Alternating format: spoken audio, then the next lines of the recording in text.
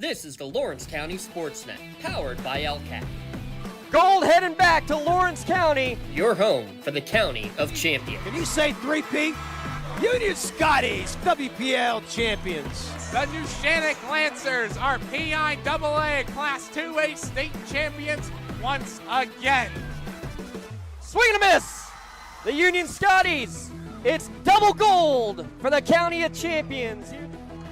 Wilmington, your District 10 1A champ. Makes the catch. That will do it. Mohawk, back to back. Go celebrate. The top local athletes and the top sports moments all featured here, live or archived at lcsportsnet.com. There he is. Left corner for three. He's the now all-time leading scorer. Palmer McCain makes the catch. Somehow the adjustment, and he is going to take it to the house. His Monitis works through Ritson. Has a chance. Score! Off the tip of the glove of the first baseman, Benedict. Actually recovered. And did they get her? They did! Oh, he has wide open. Dave McKnight gets the touchdown. Featuring over 100 broadcasts of county events in over a dozen sports. Your voice for Lawrence County sports. The gold ball headed home to Newcastle. This is the Lawrence County SportsNet.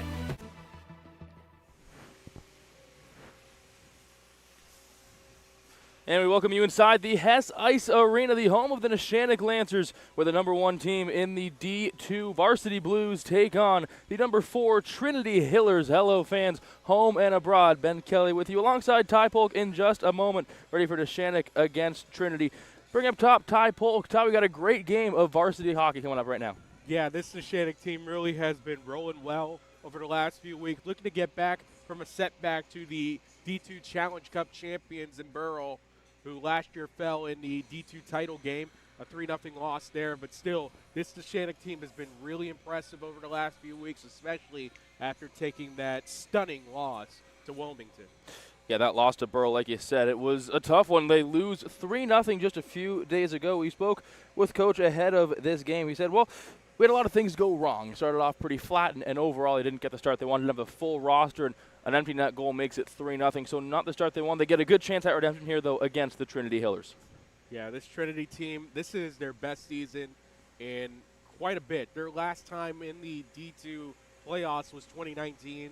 They're really, the last few years, they've been finishing either second to last or last in their division, and now they're finally getting everything going, and they're looking about as dangerous as the other Washington County team all the way up in AAA.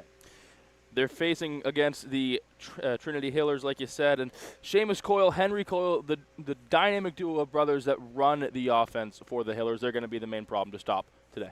Yeah, big-time issues with this team. It's Seamus Coyle. He was recently the D2 Player of the Week for his performance. Right now he has 33 goals and 48 points, and it's just been spectacular seeing him as he has the entire arsenal as an offensive player. He's got a good, quick shot, and if you let him into an open space or any of these weak areas, he will make you pay. Last time he was in this building, it was against the Wilmington Greyhounds. He had the dagger, making it 6-4 in the dying minutes. See if he can do the same in this upcoming one. It's Neshannock hosting Trinity on your home for high school hockey, Lawrence County SportsNet. Having a safe and healthy home is not something to play games with, especially if your home was built before 1978. You may be exposed to extremely harmful lead-based paint hazards. If you're concerned about lead in your home, don't roll the dice on your family's safety. LCAP's Healthy Homes Lead Hazard Reduction Program is here to help you win the battle. Your family's health and safety is the goal. Contact the Department of Healthy Homes today. Hey, Mom, do you need a ride to the store today? Oh, no thanks, hon. I got it covered. Mike's taking me. Okay, well, you have a doctor's appointment tomorrow, right? I can take you to that. No, I got it covered too. Mike's taking me. Mike? Yes, Mike's my Axe driver. Picks me up right at my door and even helps carry my groceries. It's so convenient to schedule and ride with Axe. Wish I would have called him sooner. Okay, Mom. Sounds like you got it covered. I have an apple pie ready to eat. How about you help me with that? Calling all sports fans. Never miss a moment with real-time alerts, keeping you in the loop when your favorite teams are playing. Get instant updates sent straight to your phone with game schedules, changes, and all the latest news. You can receive important updates and reminders, so you're always prepared for game time. Be the first to cheer on your local teams and show your support. Receive important updates and reminders, so you're always prepared for the game. Signing up is quick and easy. Don't miss out. Sign up now and stay connected to the action. Plus, follow us on social media for live updates, behind-the-scenes content, and community news. Like in sports, it takes a great team to protect you, your family, and your business. MVP Insurance is that team. From home and auto to life and commercial insurance, you can count on us for coverage that adapts to your needs. We're committed to excellence for our clients' experience and in serving our community. It's a winning combination. MVP Insurance. Don't get left on the sidelines. Log on to mvpins.com or call today to get your free quote. Your hip, your knee, your shoulder, whatever has been holding you back, UPMC Orthopedic Care is where you'll find experts to help you get back to a better quality of life. UPMC is pioneering minimally invasive surgeries, and we offer personalized treatment plans and same-day surgery to get you home and moving sooner. It's your ankle, your elbow, your hand, and it's your move. Visit upmc.com/ortho to learn how UPMC can help. Castle Asphalt and Construction is driven to provide quality, cost-efficient pavement-related services to Western Pennsylvania. Every paving or construction service at Castle Asphalt begins with a thorough site inspection of the area to allow their team of professionals to become familiar with the unique conditions of your home or business. Once the site inspection is complete, Castle Asphalt provides you with a detailed plan of the design, cost, materials, and time of completion, so you know exactly what to expect during your construction. Visit castleasphalt.com to request a quote for your next project and make your dream design come to fruition. For 20 years, Melee Chiropractic has treated athletes of all ages to help them get safely back to the top of their game. Melee Chiropractic has 3 full-time doctors in their office, and all 3 are former area athletes who have had to battle injuries throughout their careers. They want to help you get safely back on your feet. But more importantly, help stop the injuries before they happen. Prehab before you rehab. Attention all high school student athletes. During your sports season, a $30 visit to the Melee Chiropractic office includes an adjustment and/or all therapy is necessary. From the athletes of tomorrow to the weekend warriors and everything in between. Let Melee Chiropractic keep you in the game. Back here, Hess Ice Arena, Ben Kelly with Ty Polk. It's Neshannock hosting Trinity in just a few moments. We caught up with Coach Clay Shell of the Trinity Hillers prior to the game. He likes where his team's at, Ty. He said they beat Connellsville 4-3, then Ringgold 7-3. They've done well. He's excited about tonight. Neshannock says they're real good. Didn't love the way they played when they met earlier in the season. Believes that they play the game that they can play, and they're all together now that they're buying into his system, and they're all playing as one as a team now. Thinks it's going to go their way a bit more. Yeah, the last 2 games they've lost, but before that they were on an 8-game winning streak. They've already got a sweep in hand over Wilmington, so really, as long as they stop this slide, you can pretty much guarantee them the final spot in the Blue Division. But you talk about this Trinity team, of course, we all know about how some of these co-ops are with Neshannock. It's wide-ranging. Trinity, it's not just Pennsylvania teams. It's a couple West Virginia teams. You got Avella, Chartiers, Houston, and McGuffey, and then you go down to West Virginia with Brooke and John Marshall. John Marshall used to be a very good program in Class B D2. Take a look at that playoff picture. Like you mentioned, tied Trinity in that 4th spot. They're ahead of Wilmington with 27 points. Wilmington has 18 points. Trinity, 15 games played. They are 9-6-0. That represents no overtime wins. Trinity leading Wilmington 6-8. Neshannock atop of the varsity D2 Blue Division. They're 10-3-2 with 34 points. Burrell, who just beat Wilmington, like we said earlier, 3-0, is 10-4 with 33 points. So just hot on their tail. We asked Coach right before the game of Neshannock, he said, well, we're looking over our shoulder a little bit now after that loss to Burrell. Yeah, there's a lot that could happen with the victory here today for Trinity. Then you have 4 teams with 10 wins, all occupying a playoff spot, and it makes everything a little bit perilous for Neshannock. Right now, they have 34 points. Burrell and Ringgold, who they defeated earlier this season, Ringgold, they have 33 apiece. So they're trying to establish some distance, reestablish that, because if you lose this game, suddenly that creates a lot of havoc. And one guy that I'm looking to in this game, Ben, I've been here for the past few games with Grant Hennon. He's gone off. He's gone bar down. He has the hat trick. He effectively won Neshannock that game versus Ringgold. It's going to be up to him, as he had one of the hotter ends to 2025 that you'll ever see. Yeah, he's had 11 points in his last 6 games. He lost a 5-game point streak in that shutout against Burrell. He is tied for the team leading goals with 10.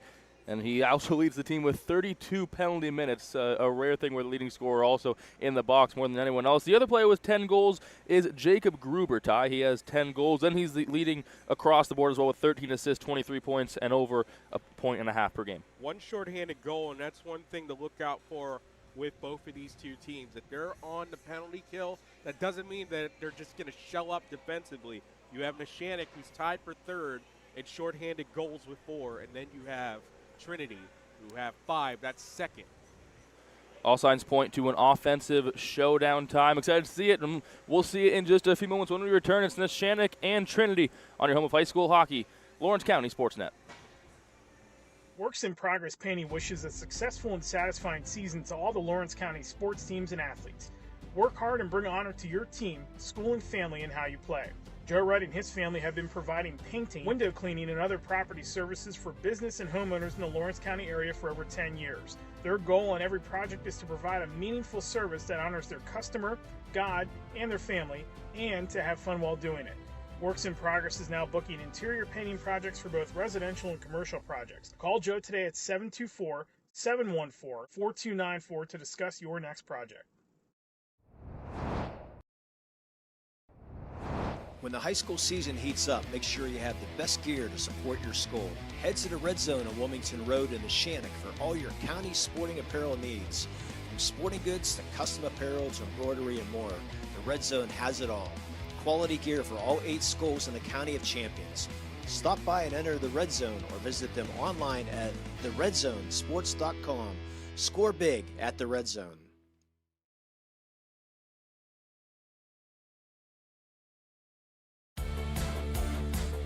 Attorneys Parada, Jones, and McCree are dedicated to giving their clients the best chance at a positive result.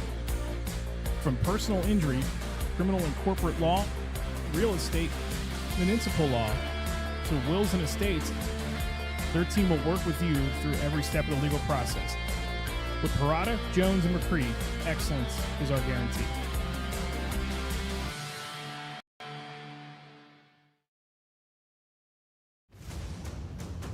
Congratulations to our January LCAP Team of the Month. The Lawrence County SportsNet is proud to honor Laurel Wrestling as our LCAP Team of the Month for making the WPIHL semifinals and qualifying for the state championships, both for the first time in program history. Congratulations to Coach Kevin Carmichael and the Laurel Wrestling team, our LCAP Team of the Month. Back here in SIS Arena, here come the Lancers. Ben Kelly and Ty Polk with you ahead of what promises to be an offensive barn burner.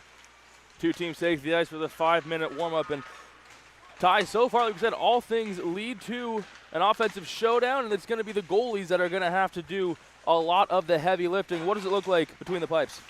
So today for Neshannock, it will be Nolan Wilson. He's 5-1 this season with a 3.00 goals against average, an 842 save percentage. He has 1 shutout on the season. And on the other side for Trinity, all signs point to Chase Jones making the starting goal, as he has a 4.55 goals against average, an 864 save percentage this season, the sophomore goaltender. Could go either way with Trinity. They were still deciding when we spoke with them earlier. It's either Chase Johns or Sydney Mathers. Mathers, one of 2 girls playing for the Trinity Hillers, her and Jaden Kowal, who coach calls a torpedo on the ice. But Mathers, if she does get the nod, an 842 save percentage and 452 goals against average. She has 32 goals against, and they have kind of an even playing field with Johns playing 15 games, Mathers playing 14. They kind of seem to split the time. Maybe halfway through the second, they'll get pulled for some level time. But definitely something to keep an eye out for is which goalie is getting the nod and if one comes in later on this evening. And we also could see for Neshannock, Hayden Seifert as well. And then you could also, only one game this season for Megan Daniel, but there is a possibility that we could see 4 girls out on the ice today. We'll see how everything goes with this lineup. National Women in Sports Day coming up on Wednesday. We were asking, what does it mean to Mathers and Cowal to have a day like that when you're on a team that is, well, mainly all men, and they love it. They love seeing the growth of hockey, and especially the women's corner and overall the entire United States, but especially in the women's sector with the PWHL and college hockey and club hockey. It's been great for them to see it, and they love having each other.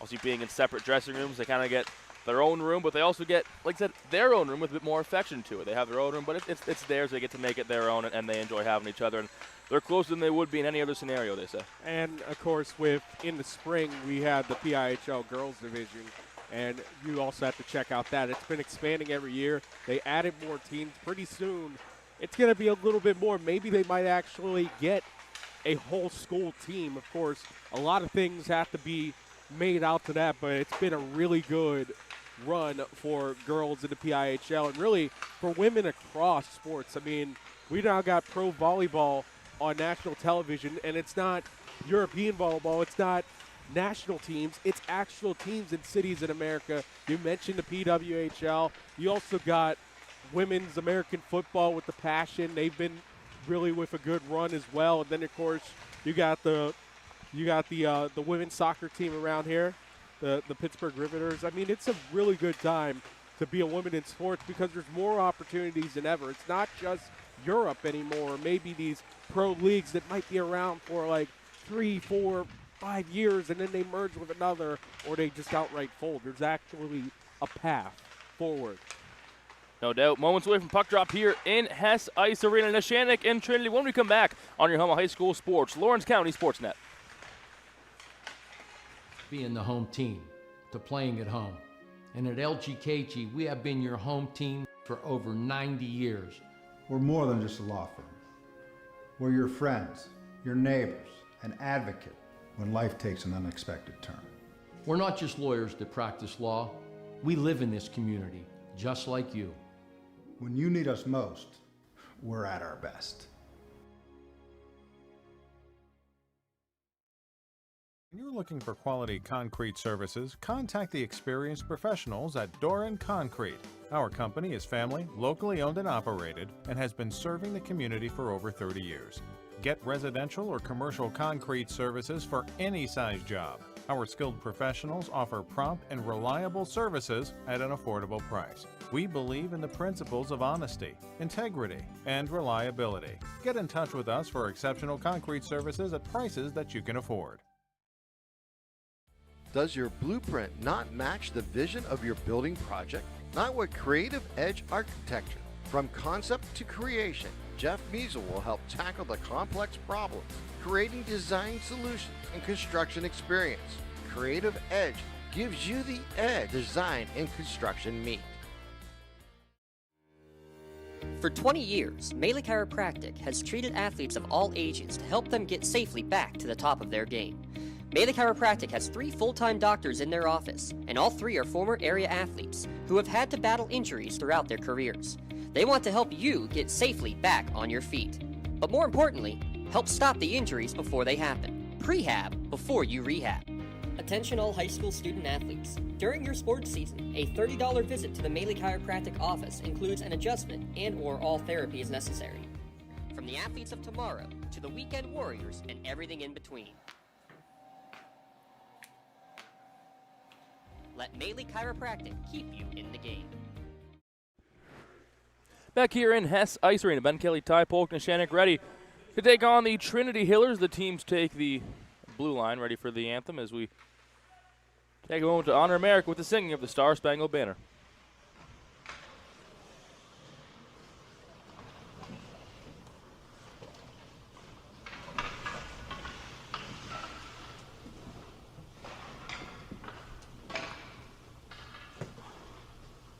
Oh, see, can you see by the dawn's early light?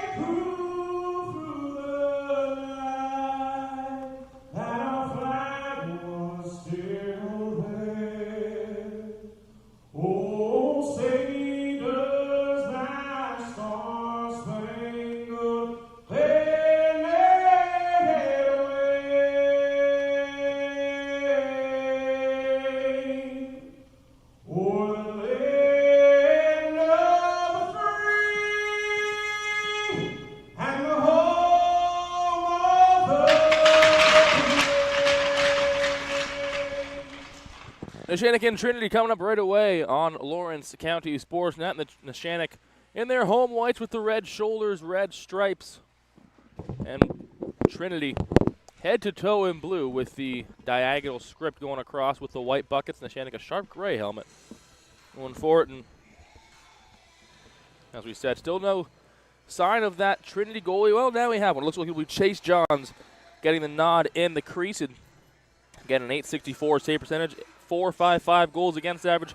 Allowed 36 goals, a 5-3 record on the season. Still looking for that first shutout, but tie. Like we've said, they like to kind of split the time between the goaltenders so far this year. Yeah, they like to split the time, and definitely their offense has been the biggest part of their season so far. They average 5.3 goals per game. That's third in the PIHL Division 2. So this is a Trinity team that's been showing something different over the last 2 years. Neshannock trying to keep pace at the top and keep their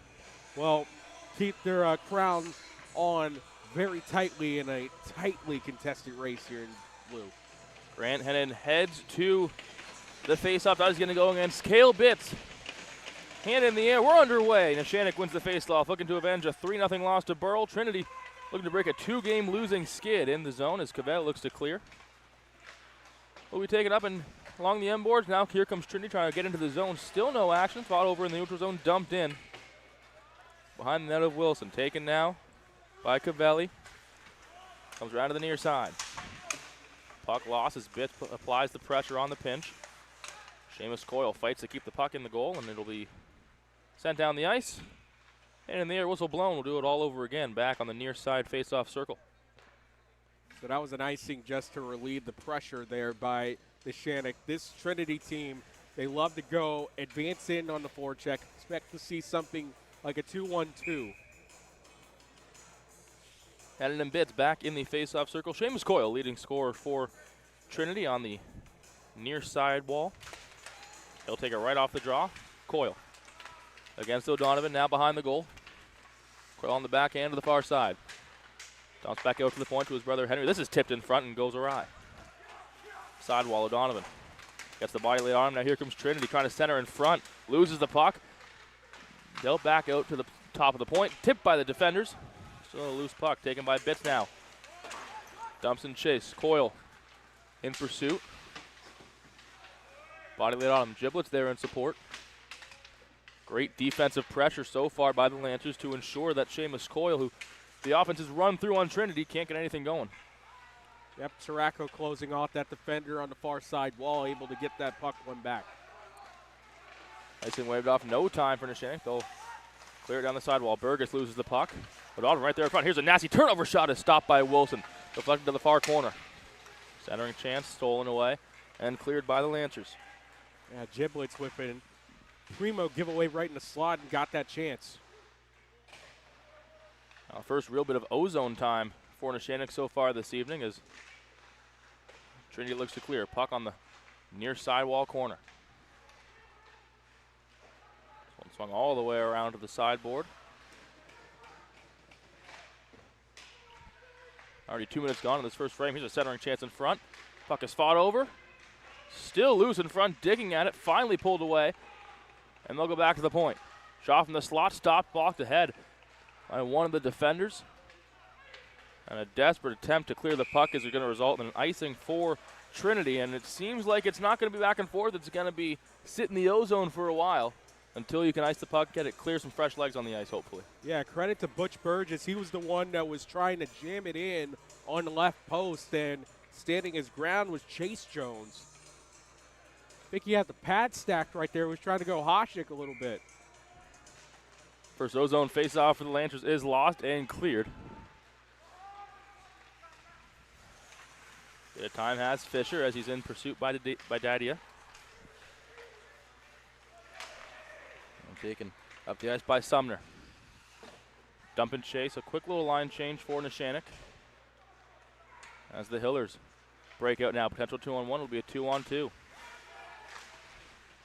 As it now, driving in, shot is stopped by Wilson. It was another good chance so far for Taylor, but so far of the 2 shots they've had, nothing going for Trinity. Yeah, Taylor trying to squeeze that one in between the armpit and the blocker glove. It was a good work by Wilson, closing off any little bit of space to try to see if he had to force a jam attempt there. Hennon Coyle on the draw. It is won by Coyle, but taken ultimately by Neshannock. A clearing attempt is taken right back in the neutral zone, dumped in. Giblets has to get back on side, which gives Cavelli a moment behind the goal. Neshannock had the best chance so far early in this one. They'll look to get a second one here. It's still no score. Just over 3 minutes into this first period. Swung back around in the cycle, which Coach Malteri said they really have to get going if they want to attack this Trinity team. They got to attack, one of his keys to the game. Here's Coyle. Could have attacked, but he's going to wait for defenders. His cross-ice pass is knocked away and dumped into the zone. Fresh legs for Neshannock as Trinity looks to clear. Woods dumps it in. Wilson deflects the puck to the corner. Coyle lays the body. Johns, time in the corner. Cross-ice pass is cleared and taken now. 2-on-1, now 2-on-2. It's offside. And what could have been a good chance for Neshannock will result in an outside of the zone faceoff. Yeah, credit to that, as that pass had enough pepper on it. It was picked off by Henry Coyle, but he couldn't handle it. It still found a way to Butch Burgess. Just tough luck with the left side winger offside. Offside face-off, and we'll see Sirocco try and clear the puck, but it just results in another dump and chase. As Sumner tries to clear. Sumner in pursuit with Taylor. Now chasing around. Sirocco turns it over. Vranick tries to center out front. This is Giblets, no good. Rebound. After a pile of humanity in front of the goal, it results in a Neshannock takeaway, and they'll clear the puck from the zone. Hit off of Dadia's shin pad and then died right there. We mentioned earlier that we saw one of the equipment managers just try to flip the puck right into the slot, and because of the flooding, it would just die right there. Woods had a good chance at a 2-on-2, but just lost the puck. They really scrubbed the ice on the flood, Ty. Yeah, resulting in some loose pucks. Here's a 1-on-2 as Taylor couldn't beat Sumner or Sirocco. Still in the zone. Get on his backhand. Sirocco lays the body. Swung back out to the point. Shot goes wide on the far side. Now taken behind the goal. Bitts can't find Coyle. They'll go back to the point. This one tipped in front, stopped by Wilson. A nice save. It's clear, but like we were saying, with the ice heavy flood there, Ty, and it's resulted in some pucks getting, well, not lost, but maybe some miscontrol. Yeah, let's take a look at that as we had that deflection in the slot for Bitts as that puck's worked up the center point, and there you see it right there. He tried to get more air underneath that. Credit to Wilson, he was able to put his body on that. Another O-zone draw for Trinity. Seamus Coyle still out there against Hennon. He wins the draw, and it's fought over on the far sidewall. Nick Boris will try and dump it in, and there's an offside called on the play.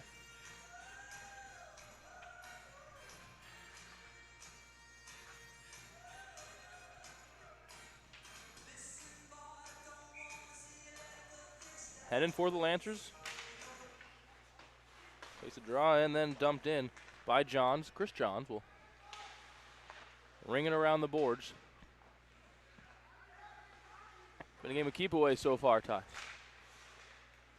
Yeah, just a little bit of keep away, though. Trinity, their ability to go north has been really impressive, and this is where teams have had a little bit of success against Neshannock. Here's Coyle, 2-on-1. Centering pass in front, doesn't go. Right on cue as I said that. I mean, teams get electric breakouts against Neshannock, and it seems like those little defensive lapses have always resulted in a goal.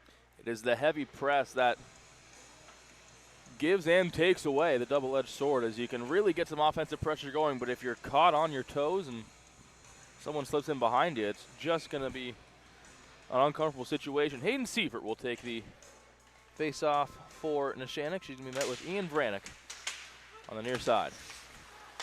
This one shot, a nice save with the glove by Wilson. As point blank was Woods. We'll take a look at it here. We see a nice little flash of the leather. Yeah, he kind of got handcuffed by it just a little bit. It wasn't quite the windmill that you usually expect, but still effective nonetheless. Chance in front, wide open goal, and there it is. Nadia, 10:58 to go, and after 6 shots and consistent pressure, Trinity's on the board first. Well, that was the one bugaboo with Wilson. It's rebound control with this. Watch off the draw, a quick shot getting to the circle, and then it just pops right in front, and a man who was standing there on the face-off, Dadia, is able to bury it. No one on the back post, and something that they've been teaching now. Hockey coaches is the front post responsibility. It leaves the back post wide open. Easy for backdoor tap-ins like that. Makes it 1-0 Neshannock. Oh, pardon me, 1-0 Trinity. Neshannock now trails. Only took 6 shots in 6 minutes of, like I said, consistent offensive zone pressure. And that is Neshannock's own. They've been bitten by that bug they've beat others with so many times. Yeah, that's the one thing. I mean, I was here last year for Neshannock. They got out on a lead against Gateway 4-1, and then the Gators came back and tied it. It was one of those just like that, a rebound goal that tied the game up.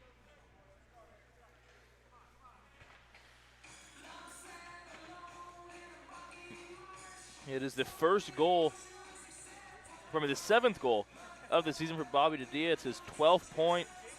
Averages just under a point per game. Now here's Neshannock looking to break in off the offside face-off on the far side. No good. Rebound chance in front. Will be drifted away to the near side corner. Clearing attempt is thwarted. Taken in. Shot from the point. No good. And a clear up the middle will result in an icing call with 9:55 to go in the opening frame.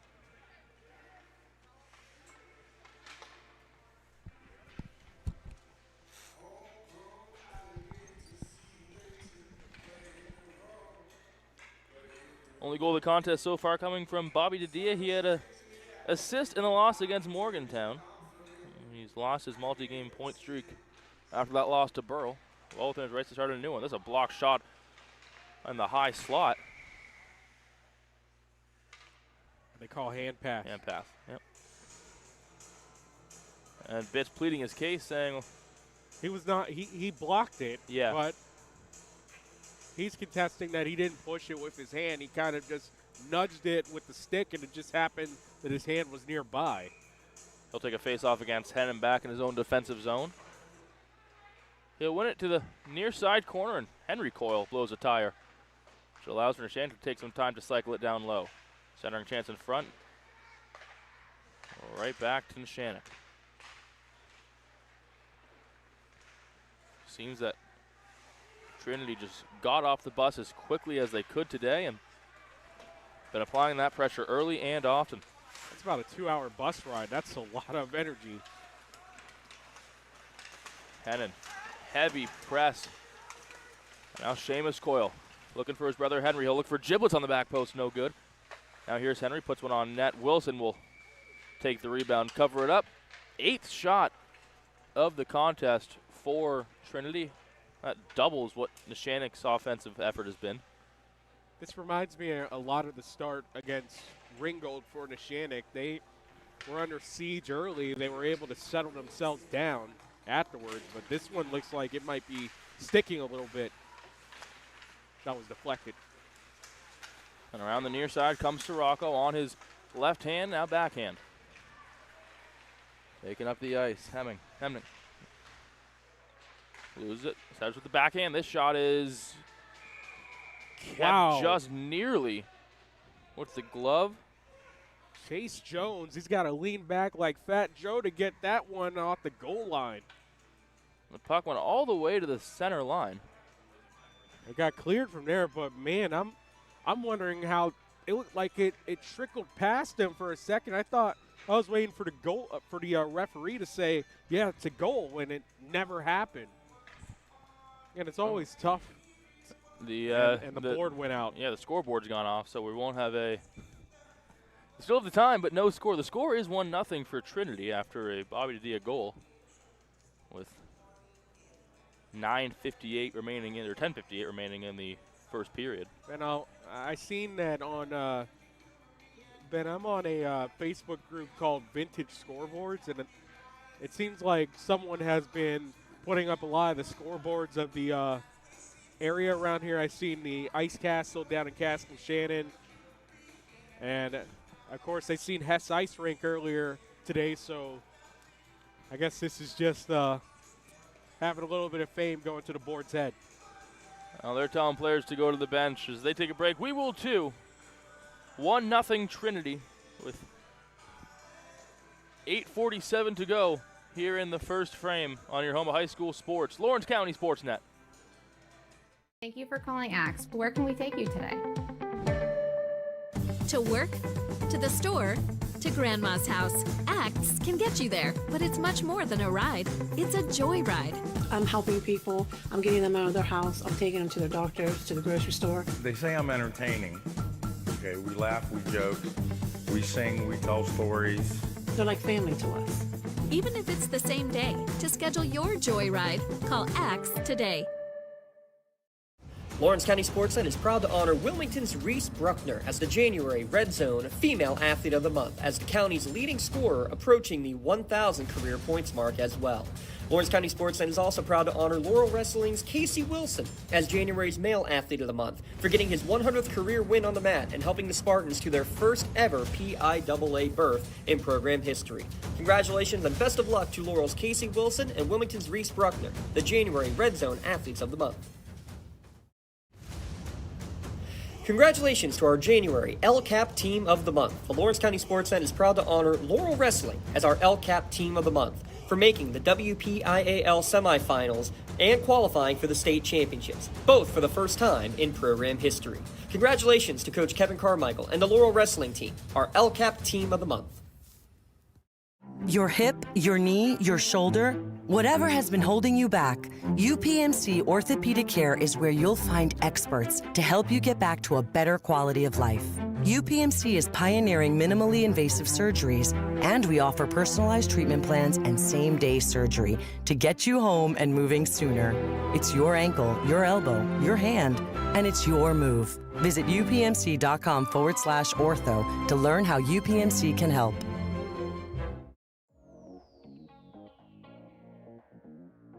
Calling all sports fans. Never miss a moment with real-time alerts, keeping you in the loop when your favorite teams are playing.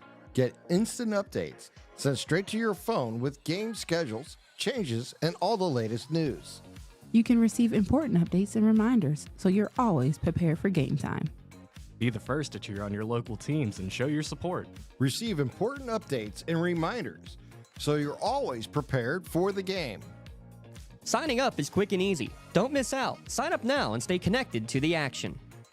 Plus, follow us on social media for live updates, behind-the-scenes content, and community news. I love what I do because coming in every day is different. How can you not enjoy these kids coming up and hugging you and giving you these great smiles all throughout the day? Seeing the progress that our kids make every single day is one of the reasons I love coming to school. What should we do? We have fun. LCAP Early Learning Centers is hiring. Help empower young minds in Lawrence County and become a superhero today. Apply at lcap.org. Having a safe and healthy home is not something to play games with, especially if your home was built before 1978. You may be exposed to extremely harmful lead-based paint hazards. If you're concerned about lead in your home, don't roll the dice on your family's safety. LCAP's Healthy Homes Lead Hazard Reduction Program is here to help you win the battle. Your family's health and safety is the goal. Contact the Department of Healthy Homes today. GEM building contractors and developers have a proven record of performance on any size project. They bring value, local craftsmanship, expert management to meet any challenge. From design construction, from inspection to budget estimation, GEM Builder has been building our community for 70 years. Nick's Auto Body, trust your body in our hands. From a scratch to a dent to a major repair, Nick's your man. Making your car look as good as new. Nobody does it better than Nick's Auto Body. Trust your body in our hands. Nick's Auto Body, trust your body in our hands. Back here, and we have a working scoreboard again with 9:07 to go in the first period. 1-0 Trinity leads Neshannock. Ben Kelly, Ty Polk with you. Hallelujah, Hollywood. Nothing like a bit of technical difficulty to get you right back into the action. Neshannock gets a good break after being doubled in terms of offensive output. 8 shots to 4 for Trinity as they lead 1-0. Trying to break into the zone is Trinity, and now Seamus Coyle takes the puck away. Coyle all alone in front. Coyle is stopped by Wilson. Takes the rebound. Wilson way out of his goal. Giblets trying to dig in a rebound. Can't find it. Trying to give support to Seamus on a cross-ice pass. Can't. Coyle. He stopped Coyle twice. He was in a near corner, and he put it on there while Wilson was still on the ground. That one snagged in by the leather of Johns. Shot came from Jacob Gruber coming back on the counter. 2 great chances there for Trinity, and if there's one person in D2 you don't want to leave alone, it is in fact Seamus Coyle all alone. He leads in scoring, player of the month, 3.3 points per game. Up from the point is blocked and thrown away to the corner. Breakup pass attempt was blocked, and now Hennon has it. Hennon, sidewall, knocked away, thrown back to the point. This one checked and out of play. Yeah, it hit off of Corey Taylor trying to keep it in, and he knocked it out. Yep. Actually, yeah, he tried to keep it in play and tried to get a clearance and then knocked it out. 8:15 to go now in the first frame. Trinity still leads 1-0. Could have been 2 or 3 after that Coyle chance. The shot from the point is blocked with the knee pads of Taylor. And he's got it now on his backhand. Taylor driving in. Backhand shot, scores! Bar down. Corey Taylor doubles the lead for Trinity. He watched a lot of Sidney Crosby highlights before he came here to play today. Watch that backhander, man, just floated like a dove over the shoulder of Wilson. One for the highlight reel. Corey Taylor extends the lead. 8:03 to go in the opening frame.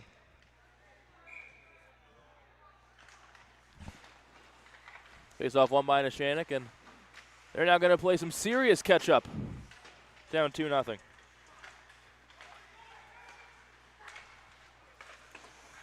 Trinity heavy underdogs coming into this one.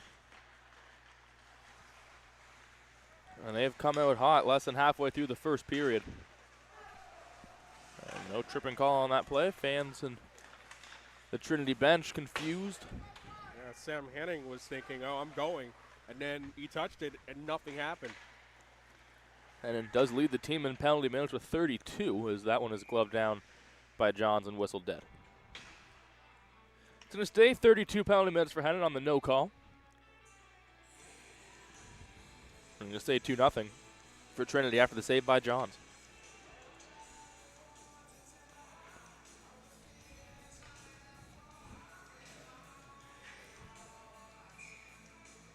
Switch face-offs from the far side to the near side. A lot of ozone draws for Neshannock. It's been the lack of chances they've gotten. Only 6 shots so far. Coyle takes up the ice, goes through the legs of his defender. He's got 3 on him. Coyle gets his body laid on him in the corner as Giblets has it now on the far side. Giblets loses the puck. It's knocked away and taken up by Fury. And a foot race with Bitts. And cleared around. Here comes the breakout for the Hillers. Led by Henry Coyle. Brother of Seamus, leader and assist with 17. Back out front, Elliott loses the puck. Taken by Burgess. And now up the ice goes Gruber. Gruber puts one on. It's just tipped wide by the pad of Wilson. Seamus Coyle coming into the zone. One against the world. He loses the puck. Scooped up by Johns off the backside of the referee. And eventually cleared regardless. Henry Coyle flips the puck into the near side. Cavelli. Now finally cleared. With 6 1/4 to go in the first period. Hennon trying to drive in. Shot from the point goes wide of the net.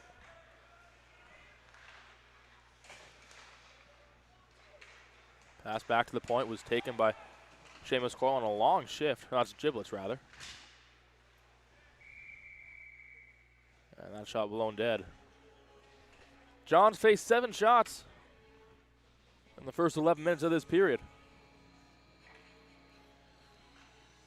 Or Chase Jones in now.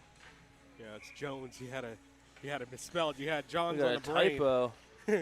It happens, man. It's saved by Jones there. It happens. You gotta deal with like 2 Johns. You got Shane. Well, there's so many Johns on the Yeah, you see J.O., you just go, believe me, I had it happen once. Happens. This one swung on in front and saved by Jones. And still, he has a lot of similarities to Skip Johns in net. I mean, he's tough. He's been on top of every shot here. No doubt. Now swung into the corner and taken behind the goal. Still loose in front. Chance to clear for the Hillers still avoided. That's great. Pressure by Neshannock again. They score a rocket from the sidewall, and the lead is cut in half.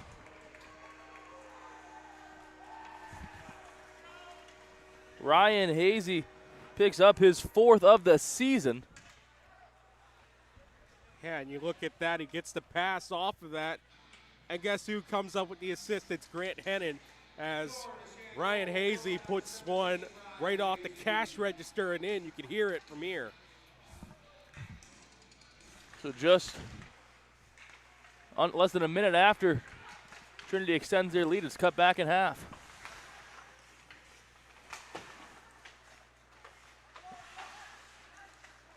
Down deep, Henry Coyle tries to center to his brother Seamus. Taken away by Sirocco. Coyle keeps the puck in. Giblets back to his forehand. Cycle down low to Seamus Coyle. Can't do it. Heavy pressure being played on Seamus Coyle all day so far.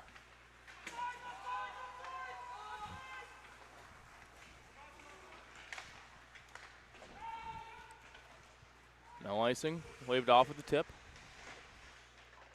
Jay Lohr fell in front of the net and almost took Jones out with him, as there was a centering chance in front that he would have been all alone for.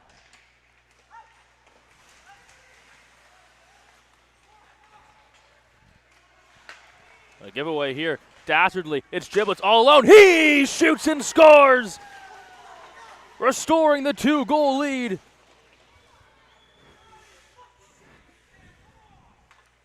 As Zach Giblets, he gets a clean break from the blue line, and he's picking corners. 19th goal of the year, his 30th point, and he extends his point streak to 13. Man, that's just a costly giveaway by Neshannock. They've been the kings of getting back from these 2-goal leads, but this has a lot of earmarks to that Wilmington game in which the Greyhounds just got their number every time when it looked like they were going to cut it. Can't afford to do that against this Trinity team. Less than a minute after Neshannock had their goal from Hazy, and back to a 2-goal lead. Giblets unassisted. This one shot on him, blocked back all the way to the point. Loose puck in front, still loose, and finally covered up by Jones.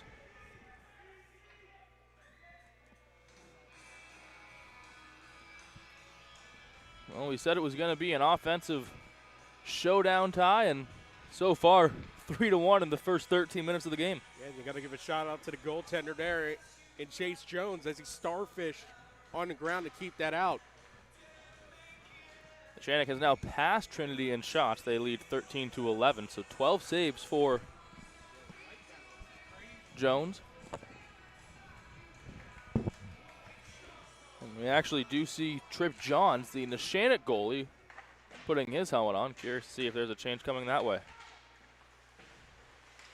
Lost puck will allow Seamus Coyle to regroup in behind his own net. Doesn't like what he sees on the near side. Checks back out far. Wanted his brother Henry on a far outreach pass and couldn't get it. And vacant puck will allow for a dump and chase. I have to imagine if they switch goaltenders, it's trying to send a message to this team. How they've started has not been good enough. Coyle, Seamus Coyle. Loses the puck, gets it back, swings around to the point. He's going to get the puck right back at center ice and lose it. Dumped in by Neshannock, under now 3 1/4 to go in the first. Giblets.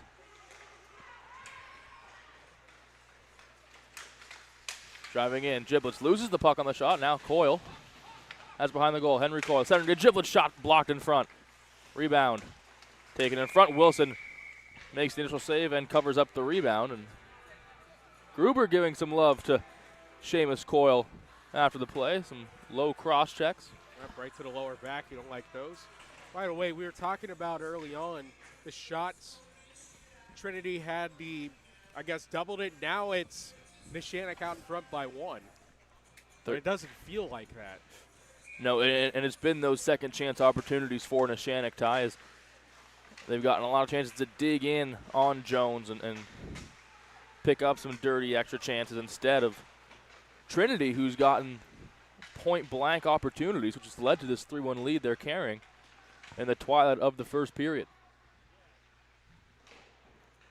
Swung around to the near side. Taking up Corey Taylor. He's got one today. Made it a 2-0 game about 4 minutes ago. We've seen 2 goals more since. He's going to take it into the zone. Corey Taylor, a 2-on-2. Shifts to the back end, try and dump it around. But not before Baracco lays the body. Dia. Sirocco for Neshannock, and Relic will clear the zone. 2:10 remaining in the opening frame.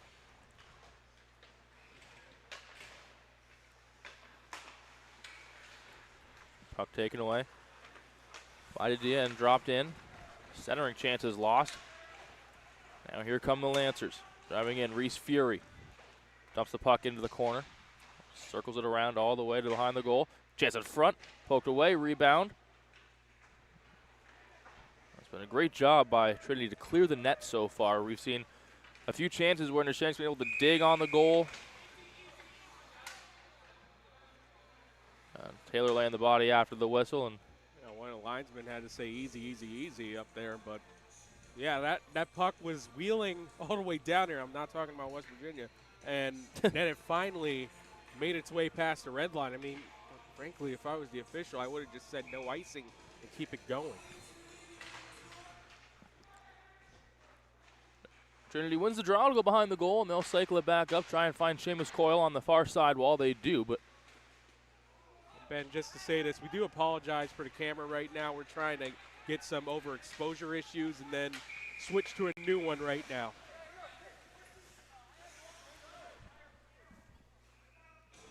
To also apologize for any language we might be picking up, as yeah, we no sport more notorious for trash talk than hockey, and that is as true as it can be right now. I think any level of hockey. I mean, you can go to deck, you can go to roller, you can go to ice, you can have shinny, you can do whatever it is. It feels like this language is just part of the conversation. Hennon and Bitts. Bitts wins the draw. Taken down in front. Giblets loses the puck. Relic will clear. And no icing called as players look to stop there for a moment, waiting for a whistle. Instead, Coyle will have to regroup. He's got room to go. Seamus Coyle, look at that speed as he cuts into the neutral zone. Onto the far side while Seamus Coyle moving in. Coyle, what a move! Oh, what a goal! Famous Seamus makes it a 3-goal lead.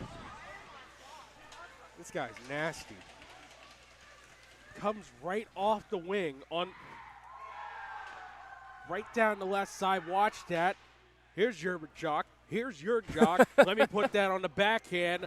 Bye-bye. 3-1. How about that? And play of the game nominee from Melee Chiropractic and Seamus Coyle with a top 10 goal. He'll be playing for a while. Makes it a 4-1 lead with 51 seconds to go in just the first period.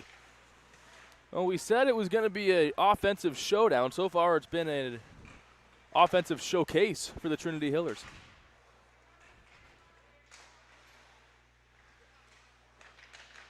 Trying to get their lick back now. Neshannock behind the goal.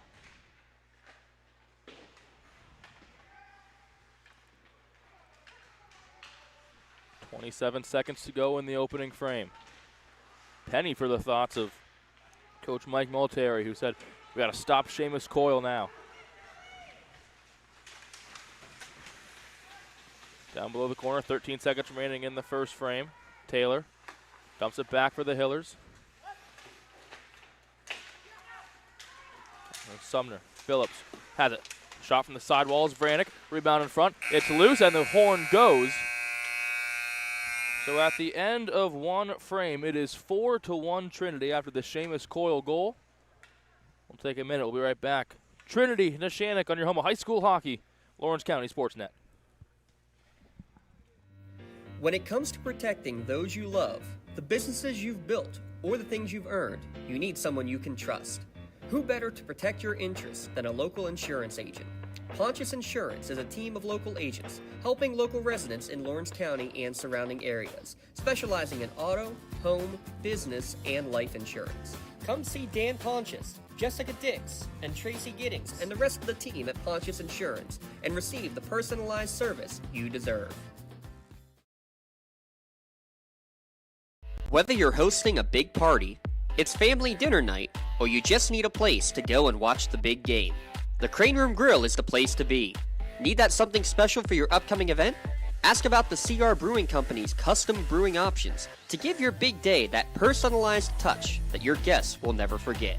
Visit craneroom.com to see their full menu, or call in your takeout order now at 724-656-1553.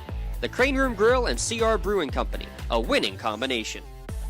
Lawrence County SportsNet is proud to honor Wilmington's Reese Bruckner as the January Red Zone Female Athlete of the Month, as the county's leading scorer, approaching the 1,000 career points mark as well. Lawrence County SportsNet is also proud to honor Laurel Wrestling's Casey Wilson as January's Male Athlete of the Month for getting his 100th career win on the mat and helping the Spartans to their first ever PIHL berth in program history. Congratulations and best of luck to Laurel's Casey Wilson and Wilmington's Reese Bruckner, the January Red Zone Athletes of the Month. 4-1, Trinity leads Neshannock after one. Welcome back to Hess Ice Arena. Ben Kelly, Ty Polk with you here on Lawrence County SportsNet. By the way, forgot to mention, that was a red zone power play, so we'll get the stats there for another time. Largest lead of the night now for Trinity. They led by 2 a couple of times, but then Seamus Coyle with a highlight of, or a play of the game candidate, threw the lead to 4-1.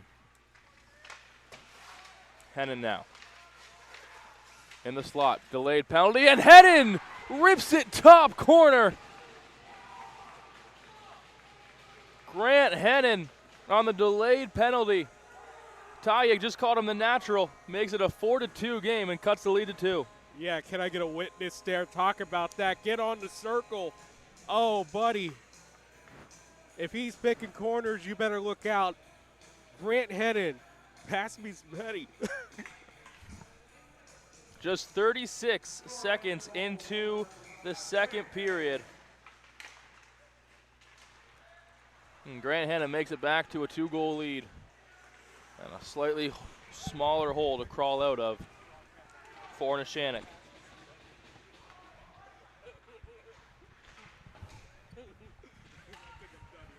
Dumped into the zone and taken up by the Hillers.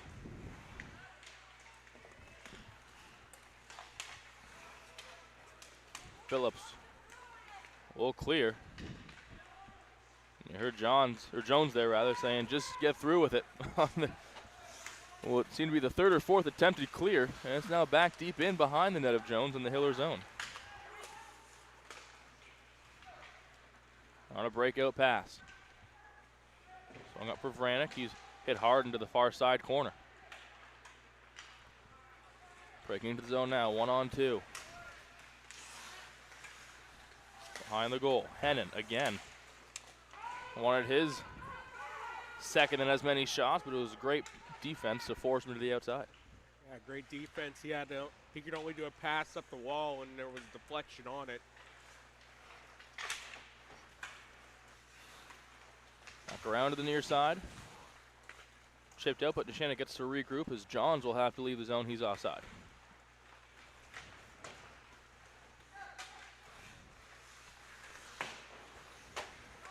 Forrest knocks it around, and ice might be tilted towards this zone, Ty, as we've seen all the offensive pressure come from Neshannock this period. Well, that's exactly what they need there. They got to start building, and it's got to be someone else other than Grant Hennon activating this offense. Ooh, Big hit laid there by Woods on the sidewall, and it's going to allow Coyle to get into a foot race. No icing on the play. Coyle looking to center. There's no one there. Now some help. It's Giblets that's knocked in front and loose wide to the left. Bodies flying here at Hess. There's another big one as Giblets lays the body on the sidewall.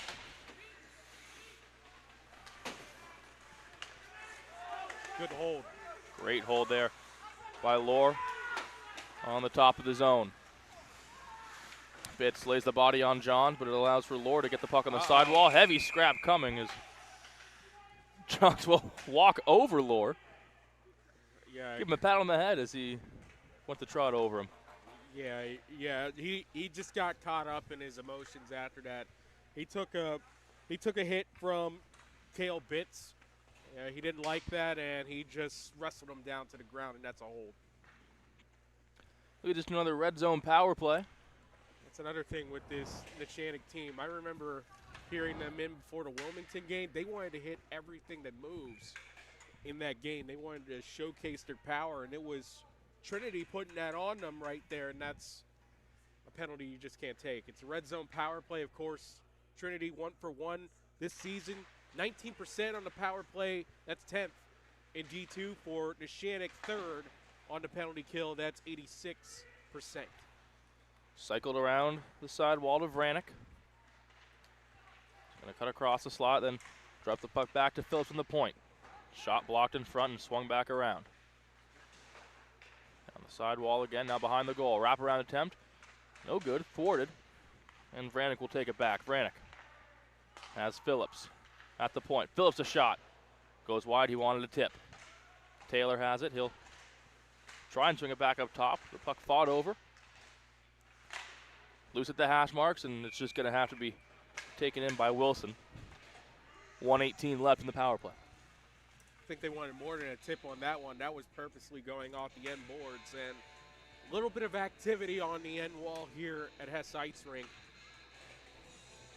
So it's always something you have to pay attention for. Coyle brothers back on the ice as the second power play line comes out. Face-off is one, goes to Neshannock, but Henry Coyle will keep the puck in on the far side of the blue line. It's over a minute left in this power play. Henry Coyle, freshman, leading in assist for Trinity. That's just an errant pass. Will find its way right back to Giblets. He loses the puck, and it is cleared. And then Neshannock, short-handed opportunity, driving in, shot stopped, rebound still being fought over. And a missed disaster there for Neshannock. That was a wide-open breakaway, which would have made it a one-score game, and a short-handed goal almost. Gruber had an opportunity for a pass in space, and credit to Jones right at the lip of the crease. Seamus Coyle will swing it all the way around. Wanted Giblets, the puck is lost, cleared down the ice with 25 seconds left on the power play. Coyle will swing it out to his brother Seamus. Giblets with the head of steam, he loses the puck. Poked in front, gets it right back, and then taken away as quick as he got it. Relic, high slot shot stopped, rebound taken by Jones. And frozen. 7 seconds left on the power play. 12:07 in the period. Good job by Relic on that shot. Coming from the right circle. Able to just spin that one, put it on goal, force a face-off deep in his attacking area. Dia will take the defensive zone face-off to end the power play as Vranick goes around his goal. Good penalty kill for the Lancers. This puck nearly kept in, but Vranick persistent. Now fresh out of the bench as Neshannock comes back on the counterattack. Near sidewall, Hennon. Tried to stuff attempt, but hit it off the outside of the post. Another good look for Hennon, who made this a 2-score game just 36 seconds into the period. Well, Ben, it's simple. Next goal is the most important one. You don't want to open up another 3-goal deficit for you. You want to get this back down to 1. You also don't want to go down 3 again. Yeah. Been nothing but Trinity all in the first period. And Neshannock has come out hot. Start this second 17 minutes. Hennon a shot from the far or near sidewall is gloved down by Jones. We have 4 goals in the first period. And by the way, this is the second game in a row that Trinity has put up 4 goals in the first period. They actually had a comeback on the other end. That's how they got the loss in the last game versus Morgantown. Morgantown had 4 goals in the second. So as much as they give and all they give it, they also receive it. Puck out of play on the far side will result in another offensive zone face-off for Neshannock. Fights over it for Trinity, and they'll have Phillips swinging around the far sidewall.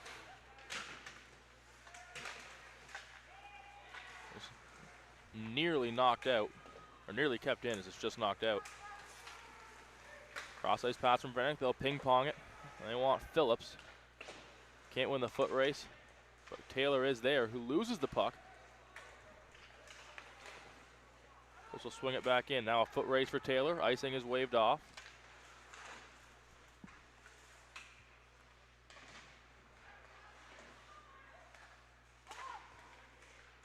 Puck is just barely kept in there by Jensen Phillips. He's had a busy shift of on and off again possession for Neshannock, as now Vranick will take it up the far side.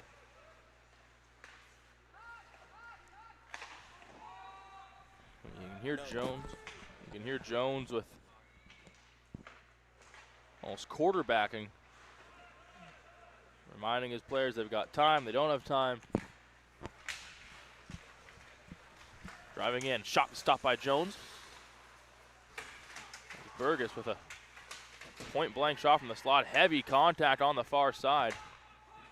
Now a dog pile will cover the puck and stop play. Still some pushing and shoving, extracurriculars going on after the whistle. Believe that's Cale Bitts on the ground. It is. He'll finally get the chance to get up.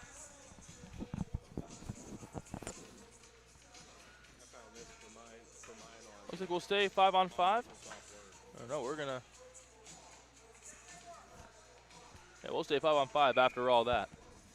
Bitts fresh from the ground. We'll take a face-off, and Coyle knocks that puck out of play.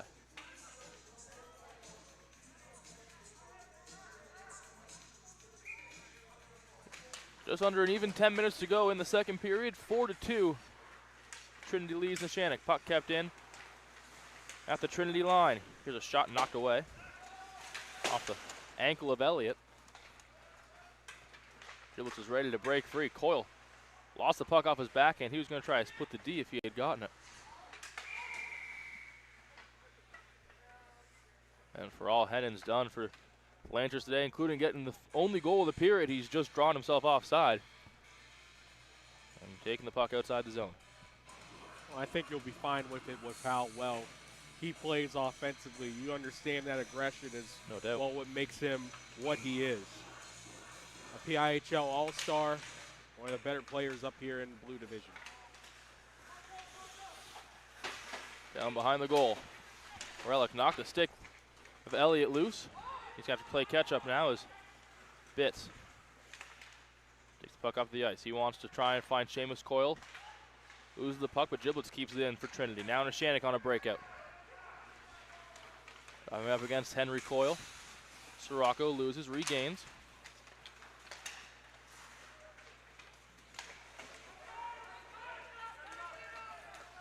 Elliott behind the goal.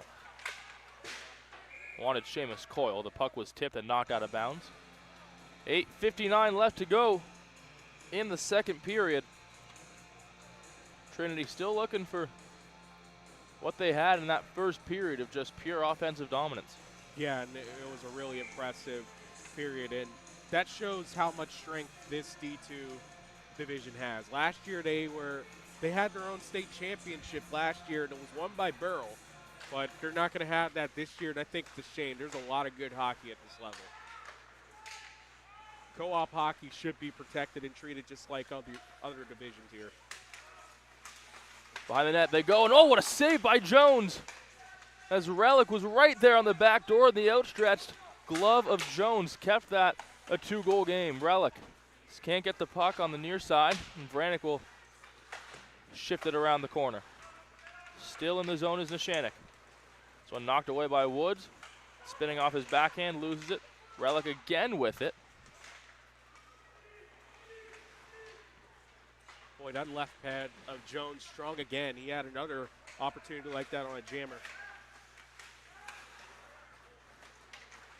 It's a 9-1-1 move, but when it works, it puts a lot of energy into the team and looks pretty good on the camera, too. Yeah, he's just been strong on that post every time. They've been trying to jam it, and his leg strength is picturesque.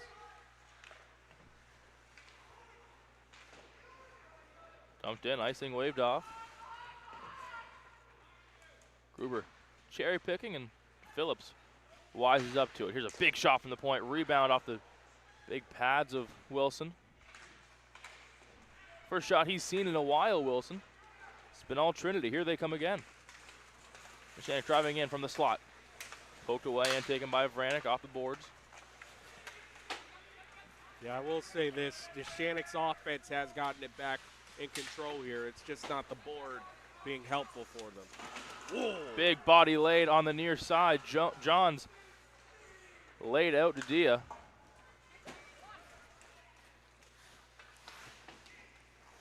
And despite the lack of production on offense this period, Trinity's done a great job at maintaining those defensive assets ever since that Hennon goal early on, that first minute.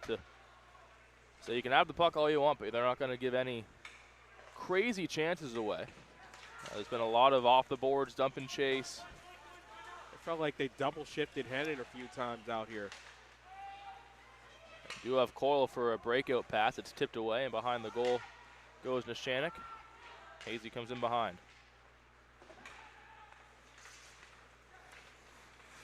As he just Sirocco runs into his own man Relic, who has it now on the slot. Relic trying to go through the legs of Boris. There's going to be a penalty called against Trinity. It looks like it's against Bitts for, I believe, a hooking call. Bitts in disbelief. It is against Bitts. Yeah, it worked out for Relic there, as he wound up being able to save the boards right behind him, and that's how that puck was able to ricochet back to him and create that penalty. So Trinity had a power play opportunity. It's going to go the other way on a red zone power play. Neshannock gets a chance to make this a 1-goal game. Let's take a look at it for Neshannock. 7 of 43 this season, 16%. That's tied for 11th, and for Trinity, they've killed 30 of 36, 83% fourth. Sirocco keeps it in at the line. Gruber back door. The shot is taken and gloved down by Jones. He's confident. You can see that. Every time that puck comes in on him, there's no guessing with him. He's sure. Swapped it up with the glove and easily got the whistle. So Gruber begging for the puck there on the back door. Wasn't able to get to it. Giblets has Coyle with him on the breakout. He'll circle back into his own zone. Got to look out here if you're Neshannock. If they get an opening, it's the second best team in terms of shorthanded goals, and they got the man out there that they want. And a high stick called on the clear from Giblets, so it will be a face-off in the Neshannock zone. Great clear by Giblets. Just knocked a high stick on the way down for Neshannock. So with 1:32 left on the power play, Neshannock has a defensive zone draw. Just fought over and eventually taken back by the Lancers.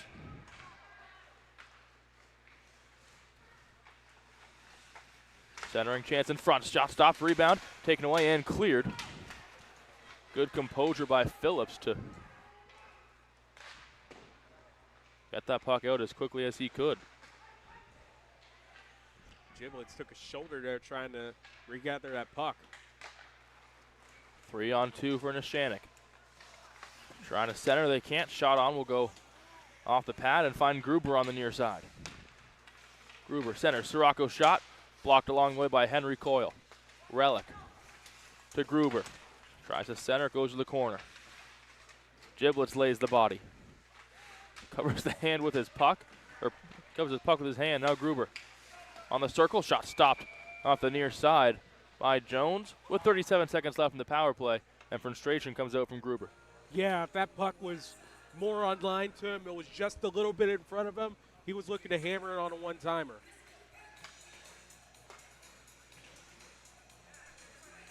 Jackson Lohr will take the face-off. He's listed as J. Lohr, just the letter J on the PIHL website.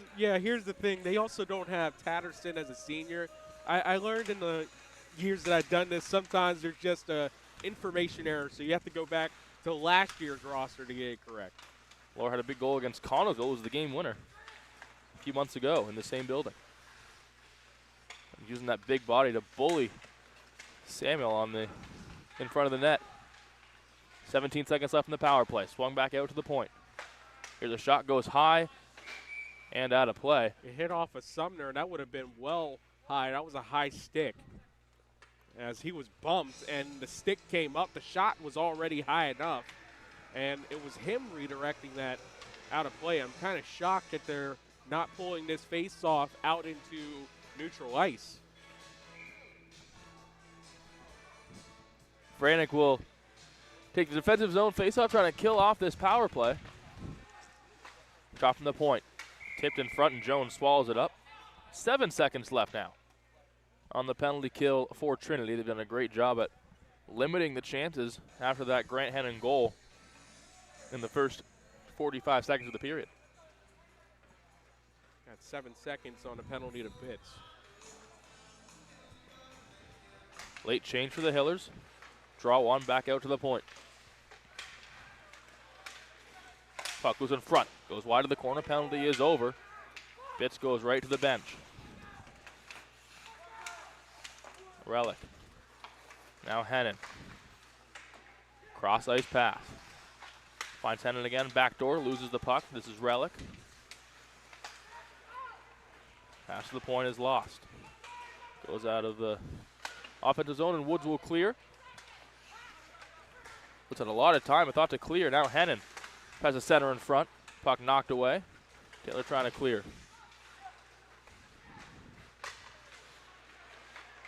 Dia with a blind look, backhanded pass. Trying to get it out of the zone, lost it, but Phillips will regain possession for Trinity and take it up the ice. First, this is one of the longest sessions they've had in the last 5 minutes. Phillips behind the goal on his forehand. Swings it back in front. Back out to the point. Shot wide left and blown dead. Net off the moorings. Yeah, they're using the pegs that don't go into the ice. They have the little picks on them. So they're easier to knock off than you would if you had what you might see at some. You haven't been to RMU Island during a high school game. It feels like it's tough for those nets to go out their mooring during the college game. I guess they use the pegs there, but in high school they don't. Henry Coyle shifted around the boards.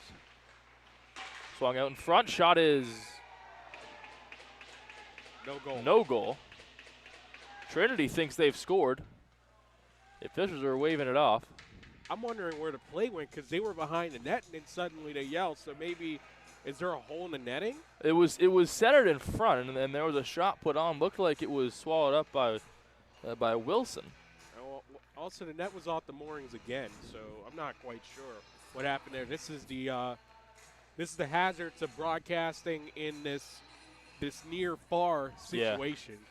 We get a great look when it's down here in the Trinity end, but when Seamus Coyle takes this face-off, it's tough to see. He loses that face-off.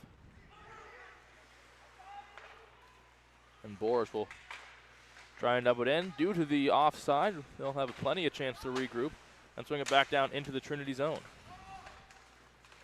Coyle digging at the puck. Causes just enough of a diversion for Henry Coyle to lose it.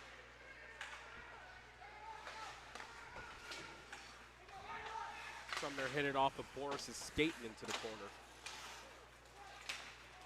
Seamus Coyle. Fred Edward to keep that puck. He gets it poke checked away, though, on the near sidewall.